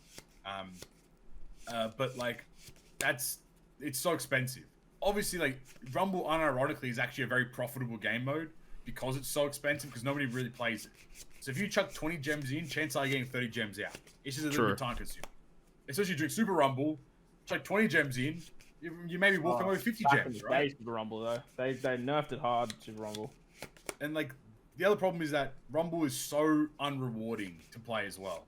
You don't get anything from Rumble. You get a couple Rumble tickets here and there, but like, to max out your Gather Island takes millions, I think it is. Yeah. Of Rumble tickets, and when you're averaging about 22 Rumble tickets per match, It's really low. that's 50,000 matches you need to play, which is 50,000 gems. Which, if you want to multiply that by 1.87 again, like, It is you know, wild to me that there are people out so there much that money. have their Gather Island maxed out. It's crazy. I can't comprehend it. Was it? Some I don't think there's a single global player that's maxed it out. No, I global think, players have maxed out Candy. Yeah. A lot of them have maxed out Candy. but like I know, like but the whole Coruscant island- did everything. Coruscant maxed out the whole thing. Like He was that, the first one. I can't even comprehend how absurd that is. Like, that is so much Rumble being played. It's, like, I think I'd love to. I need to go look at those numbers again. I think Game With once had like a full spreadsheet of like how much everything cost. But if I remember correctly, it was like to get to level 30 on the Candy Towers is like 90,000 tickets each one. I think it is. But then to get from 30 to 35 is 270,000 tickets per tower. It's crazy. So it's like, that's so much, dude. Bruh. Like, are you kidding me? Like, that's at least a decade straight of playing that you need to invest like thousands of gems per season. And it's like, that's not reasonable. No. To do it all. And that's the issue with Rumble. I know, like, Grand Party, again, I hate Grand Party. I think Grand Party's horrible. But low key, Grand Party is actually the only game mode that still brings about the puzzle aspect, because the rules actually matter in Grand Party. They do. They have been doing better with the rules. Yeah. Exactly. Them outright, quote unquote, banning characters by reducing how many. That's a fantastic idea. It's not done the best they could do. It's what they should have done. Yeah. Exactly. Like in the season where they like nerfed Int, it's great. People use Kaido instead. Just at least the breath of fresh air. You know, right. Different, right? Like, I think that Grand Party is shocking because of day one is horrible. if they fixed day one and they made it 24 hours as opposed to like the 8 hours that it's available, I think Grand Party becomes fine. The other part of Grand Party that's a problem is 15 wins for maximum rewards is the problem. All they have to do to solve that add is one add extra one day. Yeah. That's it. And then Grand Party is literally perfect. Yeah, Then Grand it's Party such would Grand be Party, great. It'd be fantastic. It'd be absolutely fantastic. And Yeah. the best part about Grand Party is that they do like the anniversary Grand Parties where it's like, here's 10 free wins. Yeah, just get 10 wins and you get everything. Yeah, hell yeah, that's fucking awesome. Grand Party and Rumble are unironically the two best modes in Treasure Cruise, but they are the least rewarding on paper because you don't. Rumble gives you nothing. Grand Party gives you a couple gems. You know, maybe if you get 50 gems, it's fine. But I think that Rumble is just fun because like you get to use characters that are kind of unique and different, and you get to build teams that aren't just like right now. Some could correct me. I think right now is Powerhouse still the best team. That in Rumble. Yeah. Yeah, I would say Powerhouse. That Pizarro, San Juan Wolf, and you however, have like, however the you run it, yeah. You know, if you run like Dex Powerhouse, or if you run like Big Mom Katakuri Powerhouse with Kato King, the San Juan Wolf and Pizarro, those characters are probably the most consistent. Rumble's in actually a really interesting spot right now that like investment matters so much. Yeah, because of that's Super the Special. problem. That's the problem for Rumble. Right? If you have the Free Spirit team with max investment, that team goes crazy, like insane. I came up against a team with Roger and Odin, Kinemon, Dendro. Oh both shit, level 150. That's gross. And I got destroyed, like proper pooped on. So it's in a weird spot there, but like, who's gonna have that? Like, that's right. That's the thing. Is like these characters that they're giving. Yeah, keep going. I was gonna say with that, I don't understand why we're not getting more posters. Because posters have just become so valuable, not only for Grand Voyage, not that anyone uses them for that anyway, but for Rumble especially. Like, I know so many people that pull like a rare recruit, and this is why I think like Rumble Legends just shouldn't exist. Because you pull a rare recruit from the Rumble, you just immediately get them to 150. Yeah. Because you just, if it's like an amazing character, you go sick. But besides S-Hawk, there's been no legend where people have gone, all right, cool, I'm going to invest my posters in here. And even still, like, I only got S-Hawk to level 130. Because I'm like, posters are so rare. Yeah. That if I do this and I'm now behind on posters for somewhere else that I might need them, I'm kind of stuck. I also posted Gear 5 Luffy when he first came out, just for the Grand Party purposes. Well, right? Yeah. You could just like bink it, and that's totally viable as well. I think a lot of times Stumps told me to go to put a unit to 130 because just like the stat boost you get. Yeah, it's a pretty big jump. 30 is like it's massive, right? Yeah. But I was gonna to jump in. Other than tablets, I think Rumble posters are one of the hardest things to acquire, and they're so unavailable. The PKA, I scream at people. I'm like, if you're a new player, you always. Yeah, like, I know it's not enough, but like, you know that's what I mean. They're so scarce that that's the only place you can get them. Like, if you're telling me we're releasing 6 legends a month, every legend has level and break 5, so you need 9 posters or 9 dupes per. So that's what, 54 dupes / posters, and you're giving players potentially 3 to 10 posters a month. Like, it's not looking good, Brev. Like, and it's the fact that these characters are coming with Super Rumble Special, but they're only giving them to debut units. Whose fucking idea is that? That's the fact that they haven't gone. Like, I hope, and I would expect them to. I hope at so. Some point. But like, Rumble Super Special is actually a really cool mechanic as well because they've limited to only 3 per match as well, which is kind of cool. True. So it pauses the power creep, but you are right. Like. Did they give Super Rumble Special to the 6+? No. That's why? No, sorry, they did, sorry. I think Sanji Pudding did get one, sorry. Did they? I take it back. I think Vivi Becker did. Vivi Becker did as well. They did. I take it back. Let me check real quick, but I'm pretty confident that Vivi Becker has a... And I think that's made it a lot more challenging to kind of, quote-unquote... I think we're just early days. Like, once we get, like, the next... like anniversary banner, people pick up more copies of these characters, and then people have like say like level 150 Big Mom Katakuri or level 150 Kaito King. That's when we'll sort of start seeing the value of this, or even actually probably Carrot and the Sulongs. That's probably the first one we'll see. Oh yeah, true. Like what's the word I'm looking for? Where it's like you see them more frequently. because they're just a regular legend. I think most regular legends now are actually they're giving them run to super special because I think Uta has a super special too, right? She does. Every character will get one now going forward, I think. Okay, interesting. But I mean, also, how do you guys feel about like Carrot & Co being the first Rush legend that isn't an exclusive? It's bound to happen. Yeah, it's pretty much yeah. Like, do you think it quote unquote breaks the mold because they're more accessible, or do you think it like? I mean, how do you guys feel about these exclusive abilities as a whole now? Now that we've had them for so long, and they've been so like integrated in everything you do, and like, how do you guys feel about Final Tap, Tandem, Rush, just in general now? I think it's just a natural power creep. Like it's inevitable to bring them into like regular legends because eventually, like, there's going to be something else down the line.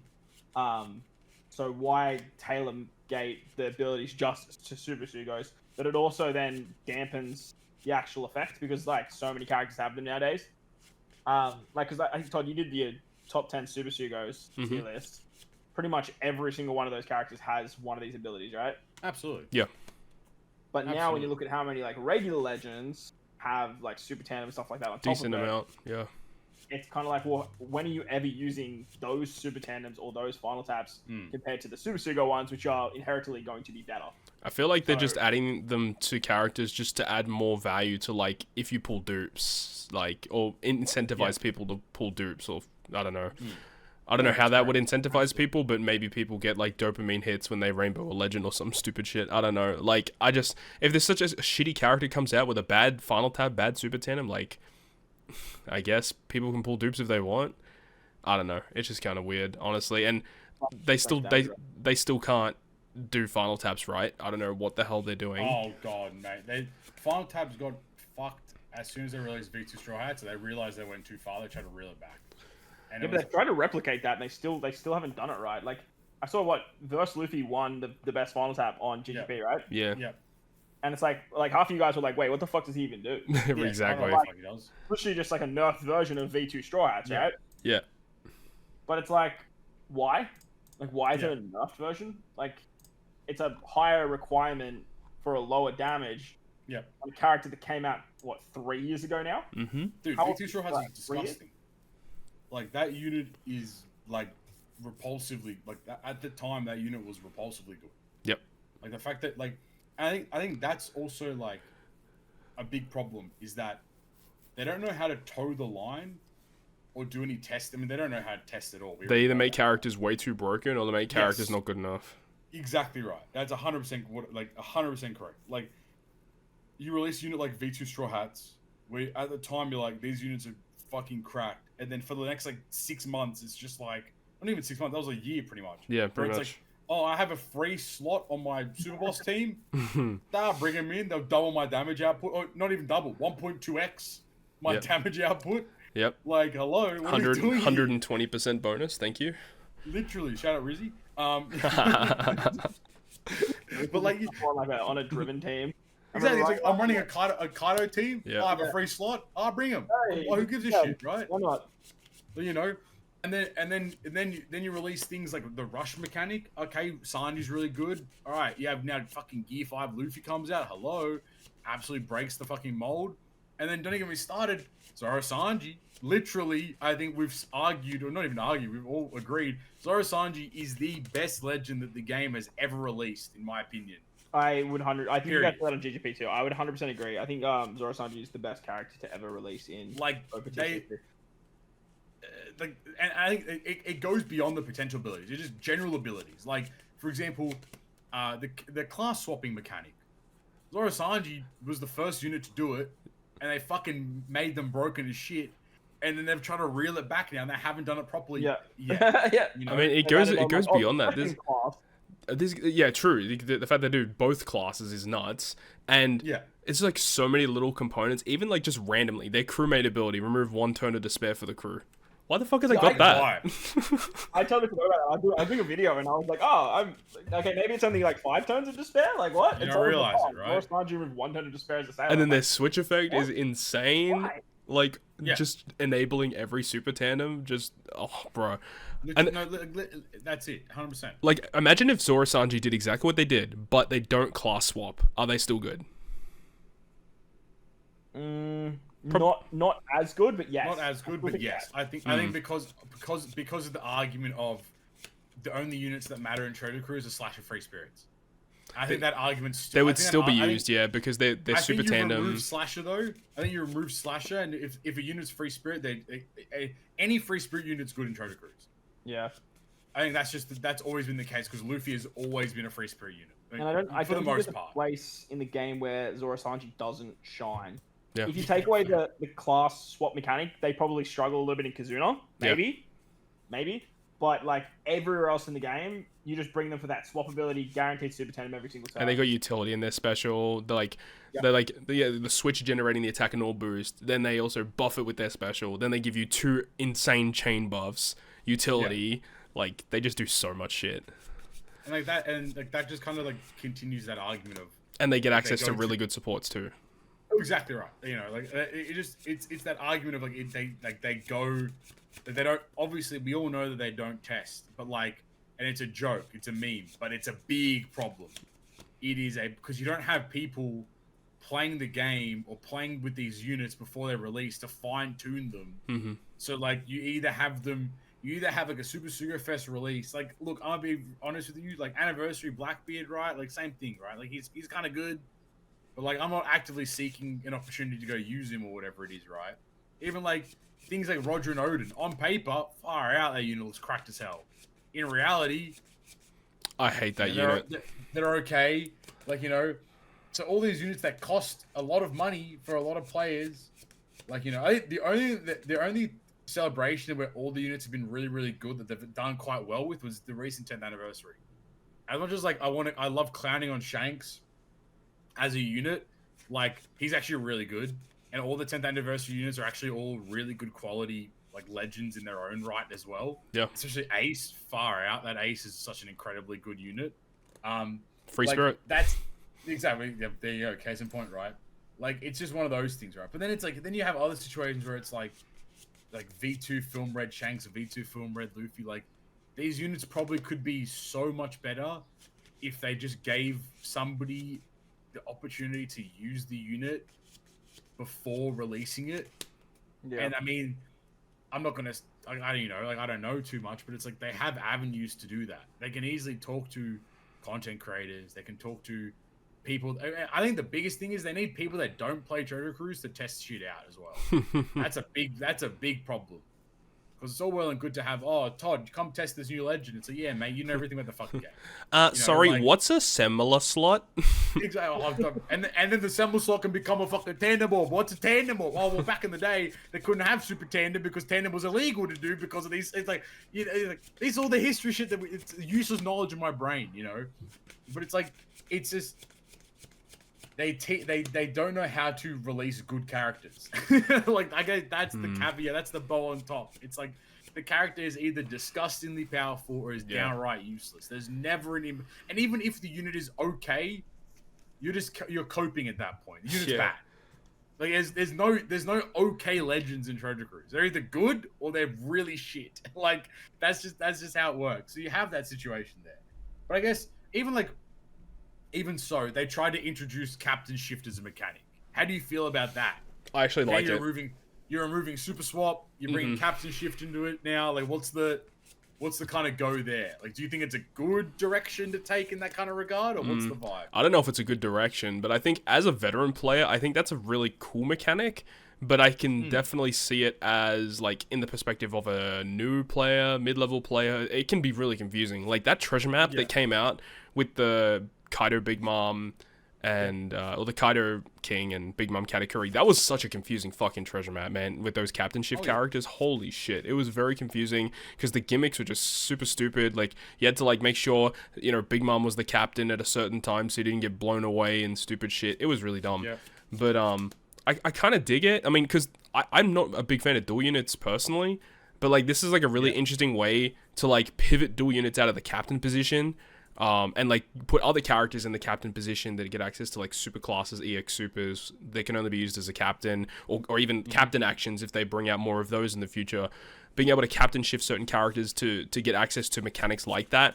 Like, I think that's going to be really good for a character like the sword character, because that character's got a busted ass super type, but the character's captain ability is dog shit. So being able to like use it as a captain just for the super type, and then being able to switch it out to a different captain, I think like stuff like that, you could do some really cool stuff with it. It's just that we need like more characters to kind of abuse that kind of mechanic, I feel. I agree. I'll play devil advocate here. I love that treasure map. I thought that treasure map was so much fucking fun because it was so different. But I agree with every single point that you made. Yeah. One, it was very confusing until you figured it out. Two, a new player or a mid-level player looking at that would just be so like bombarded with like what the fuck is going on. Yeah. But exactly what you said, having the ability to just captain shift out, bring in another character that's got a really cool super type or a really cool ability. Like utility. Stuff like, Carrot and Wanda.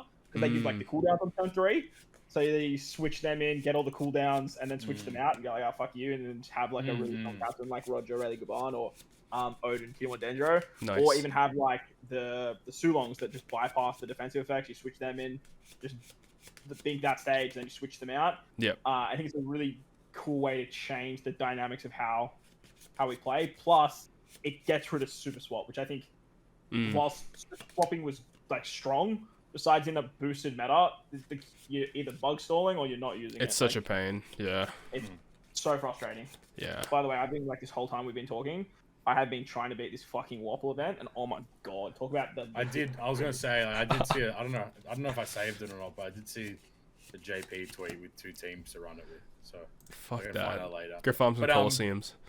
Yeah, facts though.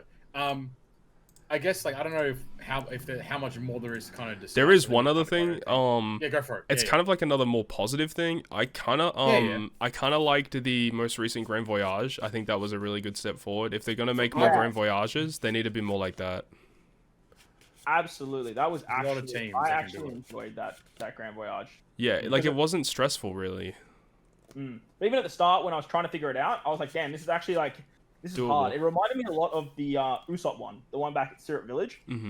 Where at the beginning we were like, this is hard content. Like who do we bring? And then we're like, oh shit, we have to bring like Kizaru. That guy's like a PvP legend. What the hell? And then we're like, oh, actually, you don't need Kizaru. You can brew this instead. And then it was like, oh, you can do this instead. But I think Pappy said it as well.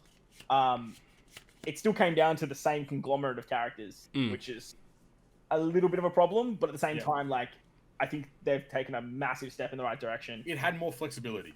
Like it had, like from what I've seen, like I haven't tried it yet, but from what I've seen, I haven't tried any Grand Voyage to be honest with you. But like from what I've seen, there's like a larger conglomerate of characters can clear it, like which is good. If there's like 20 characters that can clear a Grand Voyage, that's awesome. Yeah.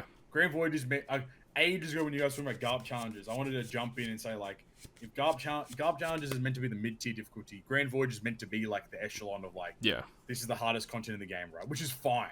It's good to have content that is really challenging, but not artificially challenging by having to have 6 specific units that are all maxed out to the gills.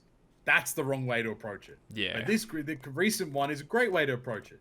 You have 20 characters. You can sub a few characters in and out. Like, there is flexibility. That's what Grand Voyage should be about. And the thing with this one is it, I think the intended team needed to use the level 12 Zunisha shit, but there was teams that didn't have to use that, which is kind of cool. Yeah. Yeah, I actually I used a team where I got ship-binded on turn 4, and I still just killed it on final stage. Yeah, perfect. Binded, and I was just like, cool. Like, that's great. That's well done. I think that's a really good way to approach it. And I just hope that, like, A, we get more Grand Voyages, because more Grand Voyages means more level limit break posters, means more gems, more bounty, more rewards. But B, if we are going to get them in these less frequent time frames, like, just make sure that whenever they're released, that it's still somewhat achievable by a larger subset of characters and, you know, so on and so on. Yeah. That's a great point. No, I agree. I think this Grand Voyage was actually really well done. It's Grand Voyage is such a hard, like, Grand Voyage is such an easily memeable thing, because, like, Yoshi was like, oh, yeah, Grand Voyage, use your old characters, you know, blah, blah, blah, blah, blah. And then the actual product was like, you need V1 Jimbei, 6+, level limit break 5, 150, fucking 560 candy. Like, it's like, damn, bro, what?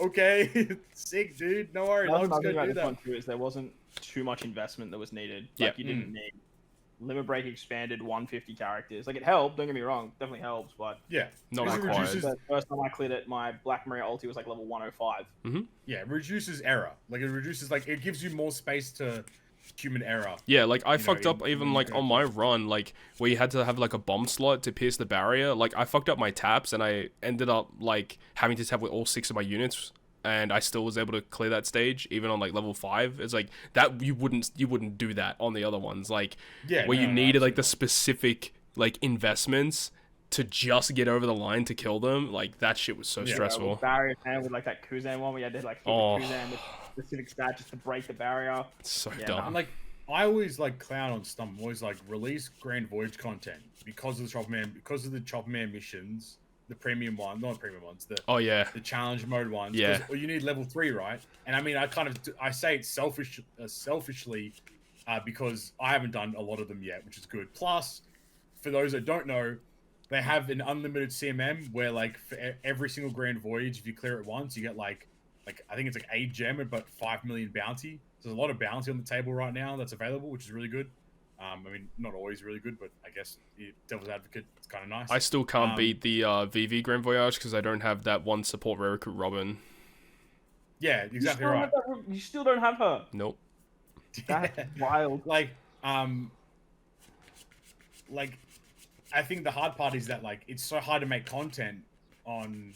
I guess that's a good thing to end. I have a way to end this conversation with, but I guess we'll jump into content with this kind of segue. I suppose like it is so hard for people to make content on Grand Voyage because the teams don't change.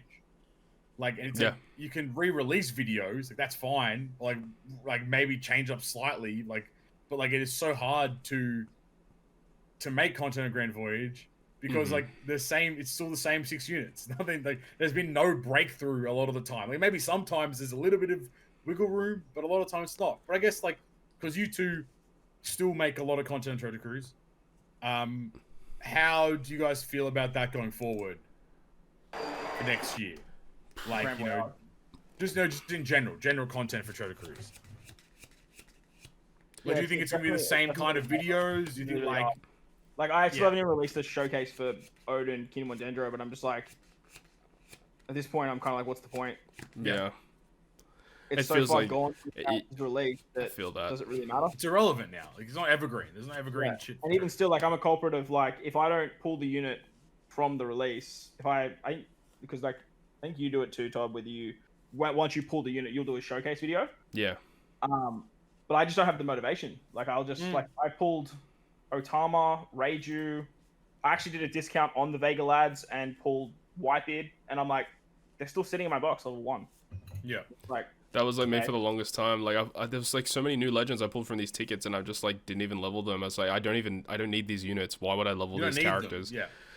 And it was crazy because even like a year ago, like if I pulled a new legend, even if it's a character I'm never going to use, I would still level that shit up straight away. But like these days, I'm just like, I don't need to do this. Like a lot of the time, I'll just log into Treasure Cruise, I'll do my dailies, I'll do my daily Rumble stuff, and then I get out of there. And then I'm playing something else because I just cannot be bothered. I don't think anyone's quitting here. I think that if people are watching this video and they're concerned, which I doubt they are, I don't think anyone here is like actively going to quit the game.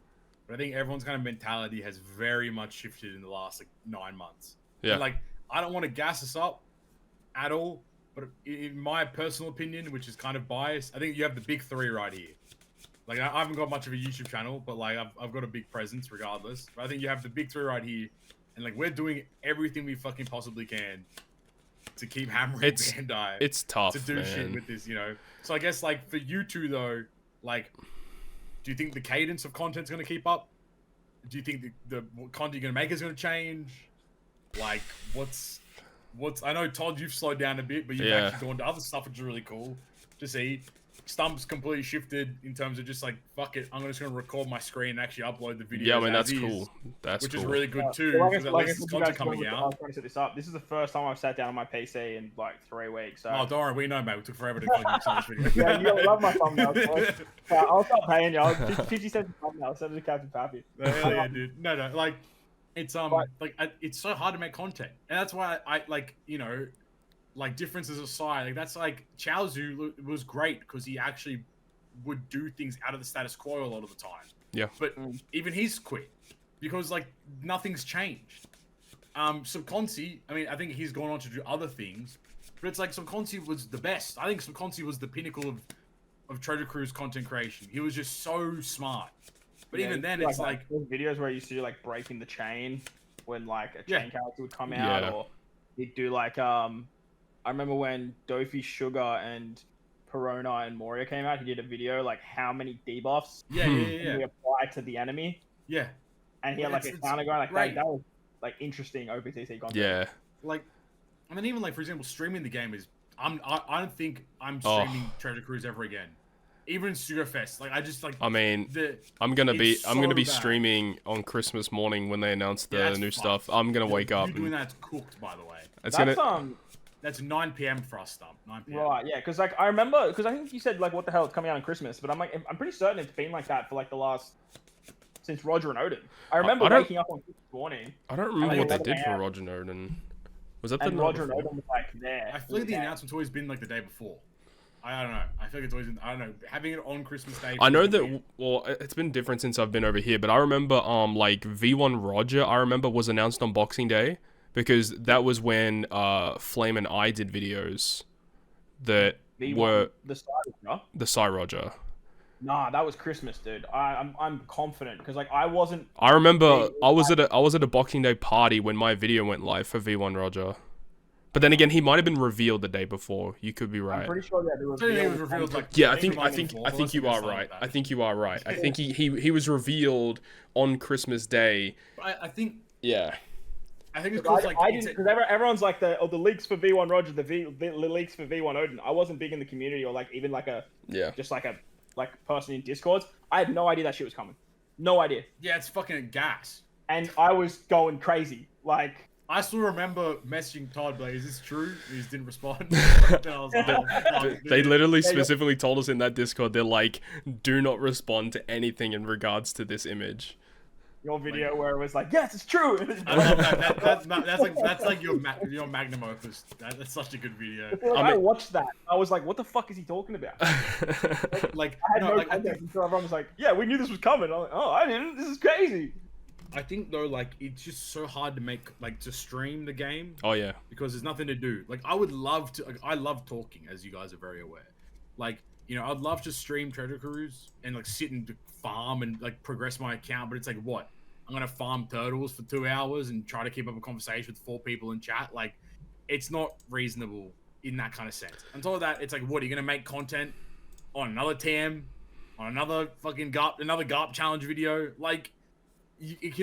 Obviously, like, you can. I'm not saying you can't, and I implore people to do so. I want more people in the community making content. It's a fantastic thing to do. Like, people that we put in the award show this year, like Ome and Happy Days, like they're excellent examples of people that have just jumped in and started doing it, which is awesome to see. But you can only people like yourself, Todd and Stump, like. You can only make so many fucking GARP challenge videos until your brain goes numb, where it's like you can record it, sure, but you're gonna be happy with the product, like most likely not. But like, it becomes very challenging to continue to like make content and want to be actively involved in those kinds of facets of the game at every single time. Like, it's so hard to want to keep playing, but like at the same time, like you also do want to keep playing because. After everything we've said, we all still love Treasure Cruise, right? Like, I will that's say why we nitpick so much. That I think another aspect of it, which is a thing that people don't see, but Stump can also attest to, is like the Bandai Discord that we're a part of. We give them so much goddamn feedback. It is crazy. Feedback coming out of our ears, like just so much. And it's just the fact that it feels like we give them so much information about what needs to be fixed, and nothing really gets fixed. And I know that it's not the people in the Discord's fault. It's just the devs and the producer about like what it's up to their discretion in terms of what gets fixed. And I guess another thing about it is that like people think that, you know, we're a part of this Bandai server and we get like information beforehand. Bitch, we have not had any leaks information for like over 2 years. Yeah, I still nag Todd from time to time, be like, anything, he's like, fuck no, dude. And I'm like, okay, cool. They don't tell us shit. Like, we sit in the Discord call together at the time of Twitter's release. Literally, all of us find out. Everyone else. Literally, all find out information at the same time, which is cool. Like, whatever. It is upsetting because like I literally sent the person who we are in contact with, I sent them a message saying like, hey, you know, if there's any opportunity come around New Year's time. I sent the message like it was around August. I sent the message or something, and I'm like, if there's anything that comes up around New Year's time that like us guys in the Discord can help promote stuff, like that would be cool because we've done it in the past. I even gave, because it's a different person who we talked to, because obviously we had Yannicka and Nick before, so I gave them all this like all these links to all the previous videos that we'd done before, and they're like, oh, this is really cool, we could potentially do something, and we had nothing. So it's it's really sad because we want to help and we want Treasure Cruise to be successful, and it just feels like they're not doing the things that they should be doing. Hey man, fucking, you know, my Twitter, like, fucking, the last 7 days I've had 200,000 impressions on Twitter. Hell yeah. And pretty much all of that is to promote Treasure Cruise for the most. I shit on the game a lot, but like posting the news and all that kind of stuff, like, it's all there to support Treasure Cruise being as successful as possible. Like, because I don't get any fucking kickback. I don't give a shit about that. But it's more like, you've been around for so long, you want things to be better, and that's why we nitpick. I mean, like, we feedback. Like, I mean, literally, all of us are here recording another video that's been going on for over an hour and a half now, right? Oh wait, like, was that meant to record? I'm gonna fucking kill you if you didn't record. I would actually actively never talk to you again in my entire life if you never hit record. No, like, you know, I uploaded an hour and a half video. Bump uploaded like a 40-minute video. Todd's uploaded 2 videos. I'm gonna link Pappy's video in the comment in the description. If you're gonna watch any video, go watch that video. That video was very well constructed. It was a lot more constructed than anyone's put out. That's for sure. Yeah, it was like, all right, here's the problem, here's a fix, and a potential problem to that fix, but this is what you can do instead. And very well. The reason why I did that, I'm not going to bring up their name, even though their name's been brought up in this video before. But like, somebody from Bandai exclusively said to us that the community is very good at coming up with the problems, but not good at coming up with solutions. And I've taken that to heart for the last like 6 years, and my whole life has been changed by that. In the sense of like, when I come up with a problem, if I'm going to point out a problem with anything in my life, I have to have a solution to it. And that's the mentality with Treasure Cruise that's gone forward. It's like, okay, it is so easy to shit on the game and be like, Sugo Fest suck. It's okay, but how do you fix that in a realistic sense? You know, and that's what we've provided that on exorbitant points. How many times I inundate Stump's DMs being like, this is fucking shit, here's how you solve it, please pass this information on. He's like, okay, you know, like, and it happens all the time, right? But like, it's because we genuinely care about this game, and we're all so it's ingrained. It's literally Todd's full-time job. Stump makes fucking, you know, half his paycheck comes from it as well. I'm just a guy. But like, you know, we all love the game so much that like it's become such an ingrained part of our day-to-day life. Like, my life genuinely, as cringe as it sounds, like, it revolves around 2 p.m. Australian time, news o'clock, and then you go from there. And then, you know, reset o'clock is 7 or 8 p.m. And you know that like the day end is at like these things just exist in your head because they've been so ingrained in your life for so long. And I don't want Treasure Cruise to end. But at the same time, if Treasure Cruise needs to end for a potentially better, modernized One Piece gun, I'm all for it. I'm all for it. Honestly, I'm all for it as well. Like, I hate the EOS train. I hated that era of everyone shouting EOS. Yeah, it's bad. I think it's the cringiest shit I've ever seen in my life, and like I think it's kind of just like, you're a wacko. And with all due respect, if I can get on my soapbox real quick, half the community doesn't know jack shit about business or money or finances or how to run a product or how to do the best thing possible. Everyone is just very selfish in terms of their solutions. Like, even with that mentality, if Treasure Cruise has to end for something better to come, I think that's also fine as well. So I just hope that 2025, I guess, okay, this leads us into the final part, I guess, of this video. 2025, what is something that you want to see occur with the game that will keep it around for a little longer, or keep you playing, I suppose, for a bit longer? Aside from obviously like, you know, sunk cost fallacy and that kind of stuff. But if you had to pick one thing or a couple things that you, I guess demands, I suppose, for lack of a better word, what are some things that you guys would really want to see come out of Treasure Cruise in 2025? Ooh. It's a hard question, man. I don't know why. Okay. This is one thing I've wanted since the mode has been released. Why can I still not play my friends in Pirate Rumble? Oh yeah. You know what? I think that is like, that would be so fun. Right? And the thing is, they can do that now because they have the co-op system. They just need to add that password lobby system into Rumble. And I've said it a million times as well.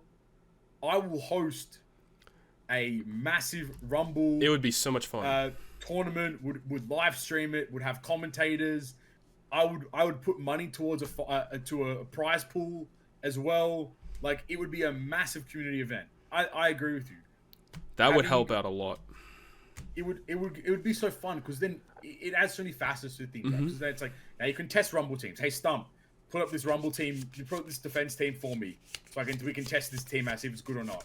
It would give you opportunities to like wager friends and have fun and like in Discord calls. Hey, versus me Rumble, dude. Like let's play. Like you could so many content. You could you could do a whole content creator series of like Todd versus the world, and Todd just goes up against a bunch of like friends and content creators in Rumble and like tries to, you know, like you just jump on stream and you just like put the code up and you just like, and somebody jumps in, viewer battles, whoop their ass. And if they lose, they get banned. Get out of my stream chat, peasant. So that would be like one thing. I think that's one thing I wanted for a while, and I think kind of an extension of that in a way is like, I want more alliance functions. I want more things to do with alliances, more interactions with other alliances. I think that also needs to change. I think everyone asked for it, but I would really want clashes and arenas to come back. I really enjoy those. Free-to-play representation. More free-to-play units, for sure. Yeah. Just I don't really care how they kind of come about. I do think arenas and clashes are like obviously fun because it's like, it's a game mode to play. But like, just more abilities to get more free-to-play units to bolster boost lists, but also just like, it's a great opportunity to give representation to characters that don't have a lot of units. And I think like I made a point of it, like story mode, for example. I don't give a fuck about story mode, but like if you release free-to-play units that have really bespoke support abilities, like, and they can attach to those like offshoot units that exist, or even like Fortnites. We had some weird ass units in Fortnites. Yeah, exactly right. Yeah. Like, just shout out to the support Vanderdecken. A goated unit, cracked unit in reality, right? But that's what you need, right? Like, you need those weird ass units to exist. Like, when's the last time we got a Neptune? Oh shit, like a TM rare recruit probably. Like that, you know what I mean? Nah, it's that like, rare recruit from Shiro Humanitarian Batch. Like, we're getting so many damn Shiro. Like, no, actually, to be fair, we're not a lot of Shiro's, but like those kinds of things, right? Like, if you release a free-to-play Neptune, then let me attach it to the Shirohoshi, you know, the Riviere waifu unit as well. Like, open up a couple more doors there to make that unit potentially more viable. I agree. A lot more free-to-play representation just needs to increase like tenfold. And my final thing would be just like, I want more interaction from Bandai. Like, I want to help them like promote stuff. I want to do more YouTube videos with them, because while it is a lot of effort, it's also like really cool to work with them. So I just love doing that kind of stuff. So yeah, those would be the things that I would say. If I would love to see more of these things in 2025. Yeah. So Rumble with friends, free-to-play representation increase, and further interaction with Bandai, and that's not and to potentially say that, like, more Bandai alliance functions. Inline functions, yeah, and that's not to say that Bandai hasn't done a good job in the last 12 months with communication. The community ones letter has been fantastic. Yeah, like, it's really good, but like nothing, like every single tweet they put out is just a scheduled tweet. The co-op tweet that came out today from the global account was a generic co-op tweet. It's not a generic co-op though. It's a specific Warpool candy farming event. The JP Twitter put out put out a better I'm still banging my head against the wall trying to beat the fucking thing.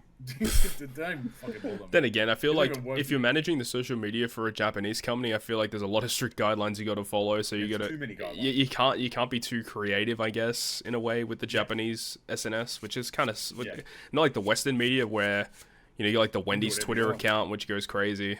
Yeah, exactly right. Yeah, I like those. Stump. What do you think? I think breaking away from the content cycle is probably the only thing that I can think of that I would like to see as a big change. Yeah. I don't know how that works and that, but I think I've just been so ingrained into the end game content cycle for so long that I've just become a part of the runnings, I guess. Yeah. I can resonate with a lot of the points that we talk about all the time, but then again, I don't really have too much of an issue with the current standing of the way I play, regardless. Like we did the last treasure map. I didn't do any summons for like the first time in a very long time. And I actually thought it was okay. Like, it wasn't great. The team was fine. Team was if I had the account set up, like, sure, would have been terrible. But I didn't hate it. Like the last Kazuna we had, didn't hate it too much either. I still sort of found ways to problem solve and create a bit of a challenge or create a bit of the puzzle aspect for myself. But in saying that, it was still so catered towards the in-grand issues of ranking and getting the most amount of points you possibly can, or getting the most amount of tickets. Because I was in the same boat. Like, I didn't even finish box 6. I got the skull and was like, yeah, I'm out. Same. I'm done. Like, I'll lose a couple Kazuna insignias. Actually, I think I did a few more runs because like we were just scraping like S rank. Yeah. So I was like, might want to fix that up. No, But, I agree. Moving, I don't really know the answer to that, because like we can sit here and say it's simple. All you have to do is take away the ranking part, have the event run all the time. But like as a mentality, I'm not going to play the game until the ranking's out. Like, why would I? Correct. Why would I sort of waste my time doing it otherwise? Yeah. Which is on me, not on that. But no, it's a very general statement. Like, it's but then it also comes down teams to available all the time. give me like a Coliseum that's going to run for that 30 days instead.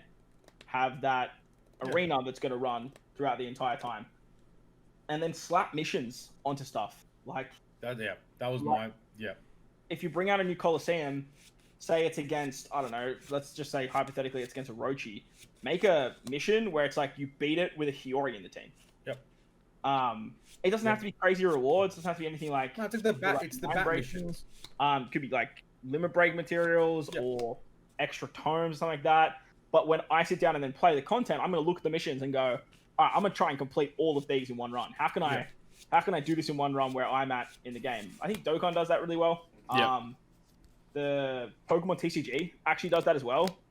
Like, I'll look at the missions on those solo challenges and I'm like, how can I try and do all of these in like one go? If I don't do it, like, I don't do it. But yeah, exactly right. I still build a weird deck or build like a real funky team that with characters that I haven't used in a very long time. With Dokkan, I'm going back and through doing all those EX missions, and it's like run 4 Batara characters. I'm like, well, let's just run all of like the Goku Black units just for fun. Yeah, Dokkan does that really well, where if there's like a new piece of content that comes out, or like even if it's an old piece of content, they just slap new missions on where you got to complete it with like weird teams, and then the reward's actually pretty decent on Dokkan for all that kind of stuff. Like that's actually a really good idea. They should 100% do that, and it's not very hard to do at all. It's very, very easy. No, I think I was saying, like, it's the exact same as the bat missions in the past. It's very True. similar on the story modes. Like, I think, like, in my video, I was talking about things like just release Clash Mihawk for 24 hours, and then if you clear, you get 5 gems.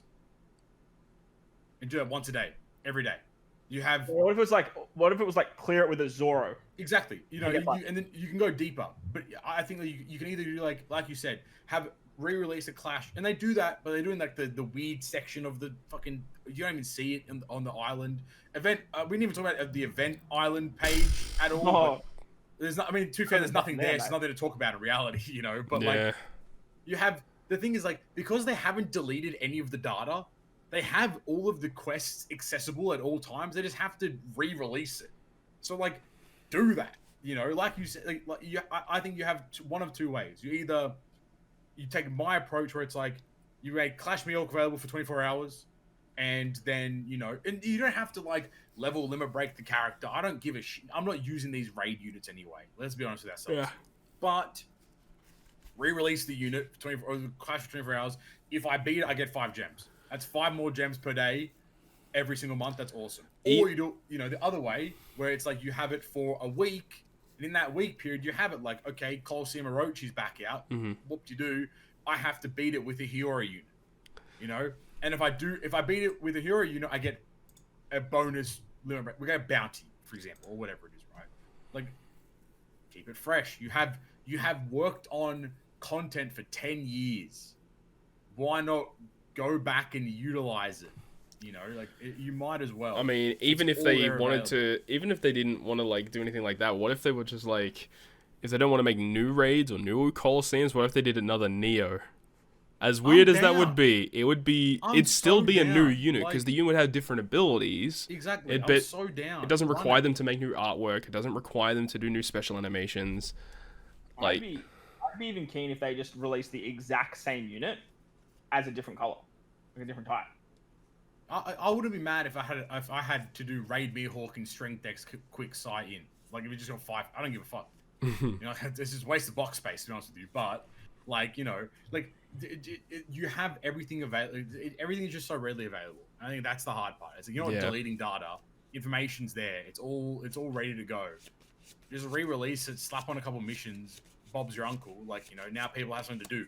Right now, I'm not playing. You're not playing. Stump's. He's technically not playing because he sucks. He can't even beat the quest, And I mean, that's even another big problem. Look, end game play, he struggling to clear fucking. I don't know how to beat it. I just don't want to do it the way they want me to do it. I don't want to fucking do it. Yeah, Cold Quest fucking sucks. Yeah, I didn't want to talk about that. I'm glad. Yeah, it's pretty bad. Worst. That's the PKA Cold Quest. 2 of the worst introductions. Again, good idea, bad execution. Yeah, right or wrong execution every single time. I think if I had to pick one thing that I would want to be fixed in the coming year, I think they need to figure out a way to incentivize me to play beyond the point threshold or beyond the missions. Like PKA is actually a fantastic resource for turtles. Yeah, but I'm not touching that once I'm done the missions. No. And maybe that is to just put more missions, But then at the same time, I think it's a weird line to cross because then you just have clear PK 400 times in a month. It's like, I don't want to fucking do that either. So it's like, thanks. I don't know how you fix that. At least not yet. But I think that there needs to be some sort of way that me as a player is incentivized to continue playing game modes, especially things like TM and Kazuna. Kazuna Super Boss makes more sense. Regular Kazuna, fuck that, man. Yeah. If I get box 6 done, I skip box 1 and 2 straight to box 3.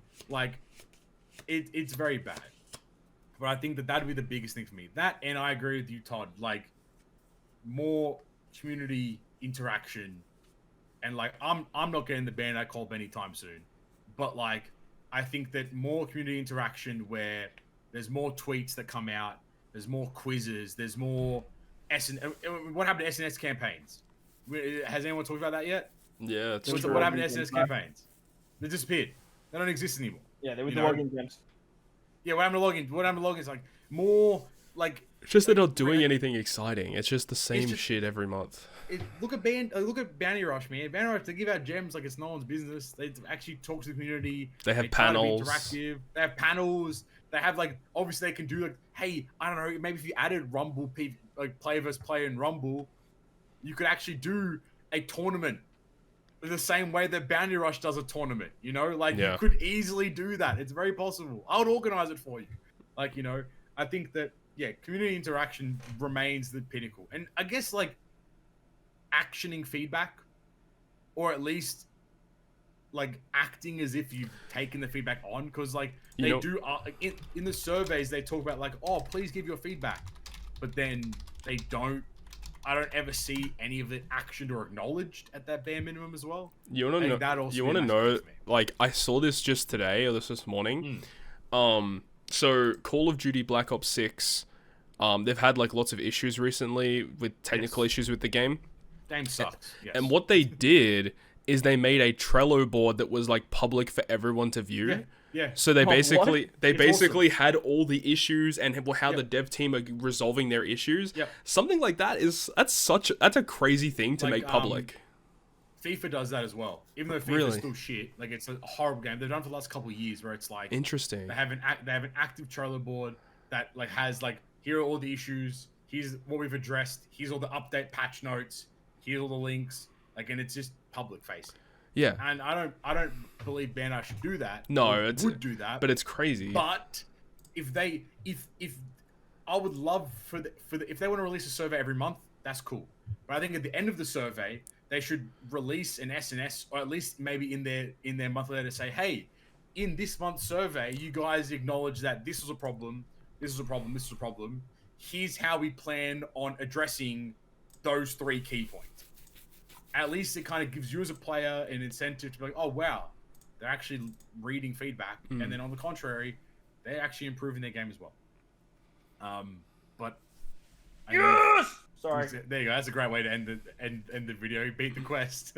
Yeah, beat it without using I busted through that fucking stupid damage cap. Hell yeah. Game. Kidding. Well, I think that's it. I think Stump. Yeah.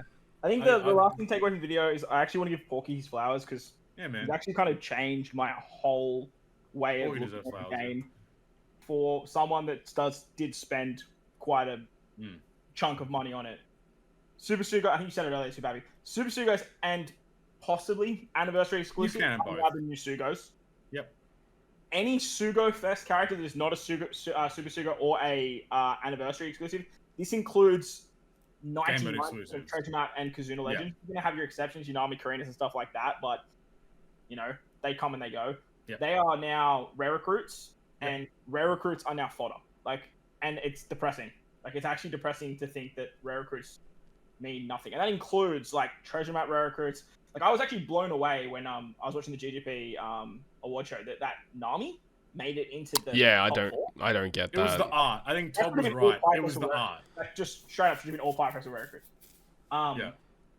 And then that's the one exception to the rare recruit rule is that pirate festival rare recruits are pirate festival rare recruits. But also I think he said, and I might be saying this incorrectly, but the meaning is a character should not make the content, or is it the content should not make the character? Let me find that quote. It's actually a great quote. You shouldn't make a character to promote content. It's a good point. Content should promote the characters. Let me see. I think it might have been the other way around. Basically, what he was saying is it shouldn't have. There's been a shift from banners designed to promote content to content designed to promote banners. That's it. Yeah. So the content shouldn't be so hard that you need to pull the debut legend. Yes, the debut legend is going to make it easier. Yes, it's going to make things smoother, or it's going to give you more points, all that sort of stuff. At the end of the day, you should not be in a position where you need that particular legend. And yes, the only game mode that I think that does that well, ironically, is 10-star Kazuna. That's and fair. PK. Up until, PK pretty much the whole way through. But yeah. Treasure Map, whilst I don't hate it, that falls under such a cloud of if you don't run the intended legend as a friend captain, you're not going to beat it. You're playing the game wrong. Yeah. It's pretty much not going to happen. I think the amount of times, and Todd, you probably get this too, the amount of times I get a comment build a team without the friend captain as the boosted legend, I'm sorry, if you don't have it, just run Grand Line. It's no not point. worth it. Otherwise, you're running a non-boosted character that is giving you no points at all, and then you're like, oh, well, this team's not good. So, I don't think that that's a good way to go about the game. Well, they should also have, if in any game mode, no matter what it is, they should always have a friend captain of the booster as a Bandai friend. Yeah, and then just have it as a non-1.1 times booster, right? Yeah, absolutely. That would be I was about to say that would be the way I would look at it. And hell, even make it shit, not limit break, or limit break of his abilities, but don't add cotton candy, have it at level 99, bare minimum damage number would be fine. And then the final thing I wanted to touch on was New Year's is what do you reckon? It's 2 days away. Yeah, I literally. want to finish the video on how do you, because the anime is has such a claw, as we've sort of found out on the game. How do you think the best way, or your best way to approach? It's Luffy Kaku. That's my prediction. If we're going to do predictions, I think it's a Luffy Kaku unit. Because, not Kaku, sorry. Luffy Lucci, apologies. Luffy Lucci unit. So it might be a Zoro Kaku. anime here. I think they have. God, I will lose my mind. I'm on a cruise during the New Year's celebration. I'll jump off the boat. Like, I will actually physically jump off the boat. Like, if they release fucking Wano, they can't. If they want to release right? Yamato, like, sure, whatever. At this point, I don't fucking care, right? But like, if the whole celebration is centric around Wano again, they can't, right? We're gonna have. With all due respect, I hope the game ends. I hope the game fucking EOS is at that point. They better because, not. Like, dude, like you have this plethora of characters, and it's gonna be a Luffy most likely. It's gonna be some sort of Straw Hat shit. I'll touch on that for a second though. The Luffy thing. Luffy has not debuted as a New Year's legend for a long time. Absolutely. Yeah, since Luffy and the Straw Hats. I think it's. That was the last time. I could see it being a V. What is it? A V3 Straw Hats or whatever as well. That's a possibility. I don't mind that either. Or they go completely left field and they release a new mechanic entirely, and then they release units around that. I'd be pretty pissed off personally if it was a Captain Shift legend for New Year's. Personally speaking. Okay, well, if you were the hypothetical producer, what would be your character selections? Like best case scenario that like cater to you specifically. Like what would you want it to be? That's the problem. I would want Dragon. I think now's the time to pull the plug on Dragon. That's a great shout. That's a great shout. Dragon would be so good. I think it's hard because you don't have the anime. Yeah. So I think the only place you can tap into is Egghead. Egghead. So I feel like it's probably going to be Egghead, Wano, or I could maybe see them maybe stretch out to Marineford potentially. That's like a low chance though. If you want to do Captain Shift, sure. You have how you have Roger Rayleigh Gaban, Luffy Zoro Sanji. Yeah. That's your Captain Shift. Likely. Then you have Luchikaku as the other dual unit. That's how I see it, which is boring as shit. And then maybe, you know what? Even if though you've just released another Vegapunk unit, I think it'd be dope as fuck to have a Vegapunk that has all the the Stellas or whatever they're called, all the Donnies all together as one. So Vegapunk plus the other 6. But then you can't use all the other Vegapunks together on the same team. Too bad. But I think that'd be cool as fuck to have a crew unit as well in that kind of regard. But I think that if I see a fucking Kaido or Big Mom, I'm flying to Japan right now. Well, it's crazy because when we had that Captain Shift like event starting in the first batch, we had Roger Rayleigh Gaban, and Odin was one of the rare recruits. So due to that, I was thinking, I was like, no, they can't. Like Part 3 just can't be Odin, right? That doesn't make no sense. Fucking Odin. And it was Odin. Kinemon and Dendro have so many fucking legends in the game. I actually can't stand the fact they keep putting Kinemon and Dendro in the name. That like, ruins the unit. Kinemon has 4 legends. Kinemon has 4 legends. Dendro has 4 legends.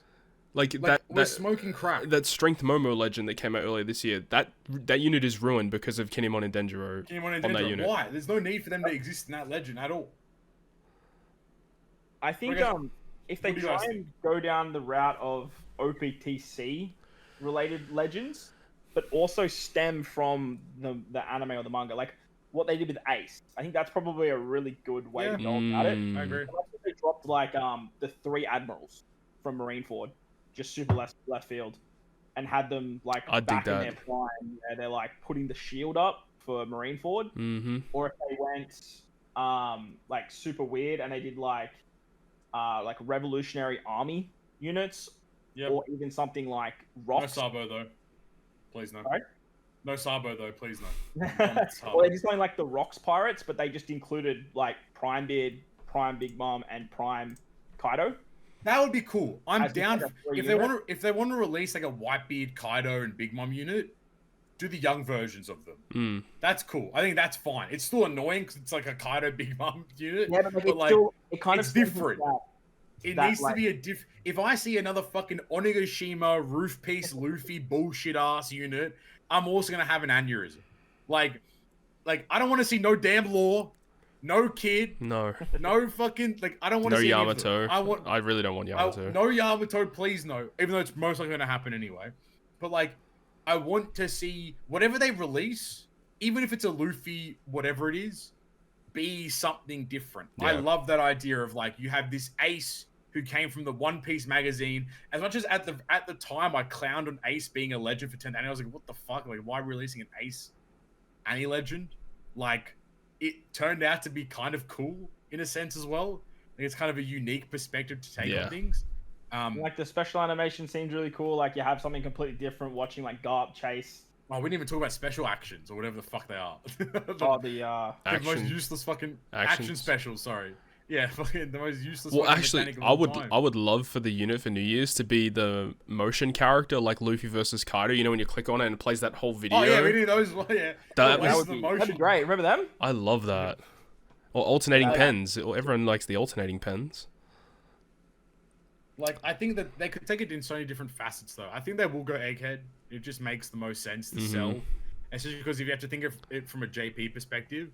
But, like, I think it'd be dope as hell if they did some, like... Because, you know, I think what was a really cool promotion they did was the Feast of Foes. I love that idea of, like, releasing adversaries. Yeah. I think it'd be cool as fuck to do something similar where it was, like, you know... doing a similar structure again, where it's like versus units or dual units or fake duels or whatever. It's like Luffy versus I don't know give us a new NL or something like that. Yeah, do some cool shit, man. Fucking Hody, bring Hody back. Yeah, Hody the like a character concept where it's like Enel on the moon, like. Yeah, like some of the panel, like the front panels and stuff. Like, yeah. You know, like, I think there's so much potential to do a lot of cool stuff. I just hope that they don't just fall into the trap of like Luffy, Lucci, Kaku, Zoro, yada yada yada, which it probably will be the case. But like, that's the safe bet. I hope that that New Year's isn't just like 3 dual units that have captains. Then again, you never know, right? Because like, whatever we think New Year's is gonna be, it's always like something left field. And like no one predicted the Kaido versus Yamato Nami Robin batch. That was so weird. You had. And then the news before, the last news, you had Roger Odin, V2 Yamato, or Dual Yamato, and Zoro Sanji. Yeah, no one gets that. And the one before that, you had Kaido, Yamato, Super Tendo Nami, Final Type Robin. And that was cool because the Kaido versus Yamato was the first versus unit for like 3 years or some shit, right? You know, some crazy number. And then... what did you have before that? Before that, you then had Roger and Odin. No, Roger Whitebeard, yeah. And Luffy and Straw Hats. And then V1 Roger. You know, and then like exactly, it's like no Roger, no Odin, no Kaido, no Big Mom. None of those mainstay. Like I feel like they just did all that stuff, right? So we can move past the captain shift. I think Dragon would be so fucking. You know what? Fuck it, Legend Saul. Fuck it, I don't know. Do some crazy shit, man. Like. Legend Kuma, I'm down. Run it. Give me. That's not even a bad Kuma, shout. I could totally see that. Yeah. That would be kind of cool too, because it's like if you're an anime fan, we watch it by the way here, like that's your own fault. But if they drop something like Kuma, for example, and like that sort of teases what's coming in the anime, but still make it like dude, here's an idea for Kuma. When he dies, he turns into a fucking robot or some shit. So he has a revive mechanic or something like that, you know, when he dies. He does the hungry Big Mom thing where he just like enrages and goes off by himself. You know what I mean? Like those kinds of shit too. I think a Kuma, a Dragon would be gas as fuck. I think like units in that kind of capacity would be like super cool.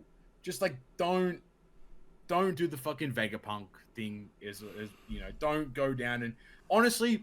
Fuck it, Bonnie Kuma unit would be gas. I was gonna say, what about a transforming Bonnie? That'd be cool as fuck too, man. I'm down to clown. Like remake that gear change Luffy, but use Bonnie.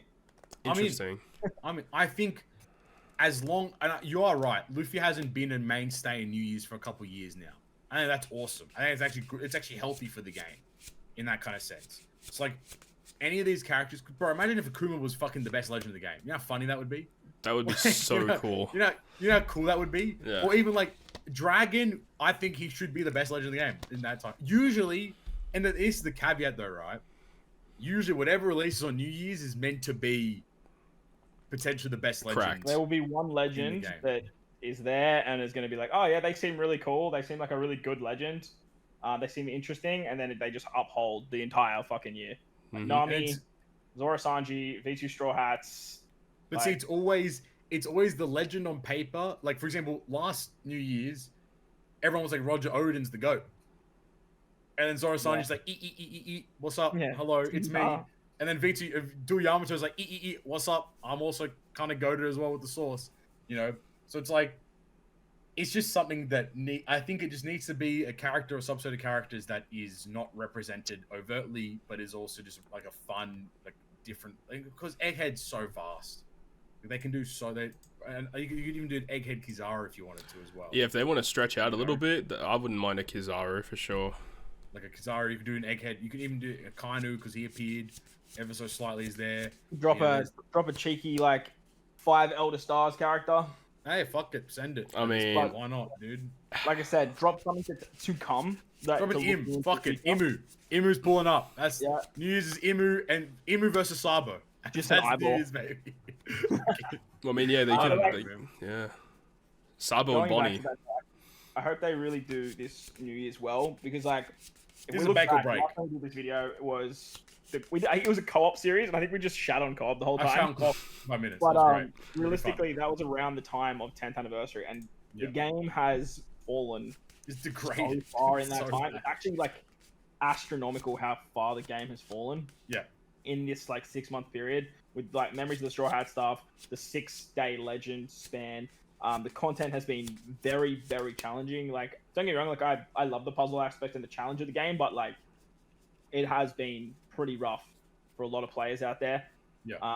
So I'm hoping that this New Year's period can bring some sort of hope and light. But Pappy does say this every single time we do one of these videos, so I'm going to be one that says it this time. Oh, shit. Don't get clouded just because we're about to hit a really high period. Yeah. No, you're 100% right. This month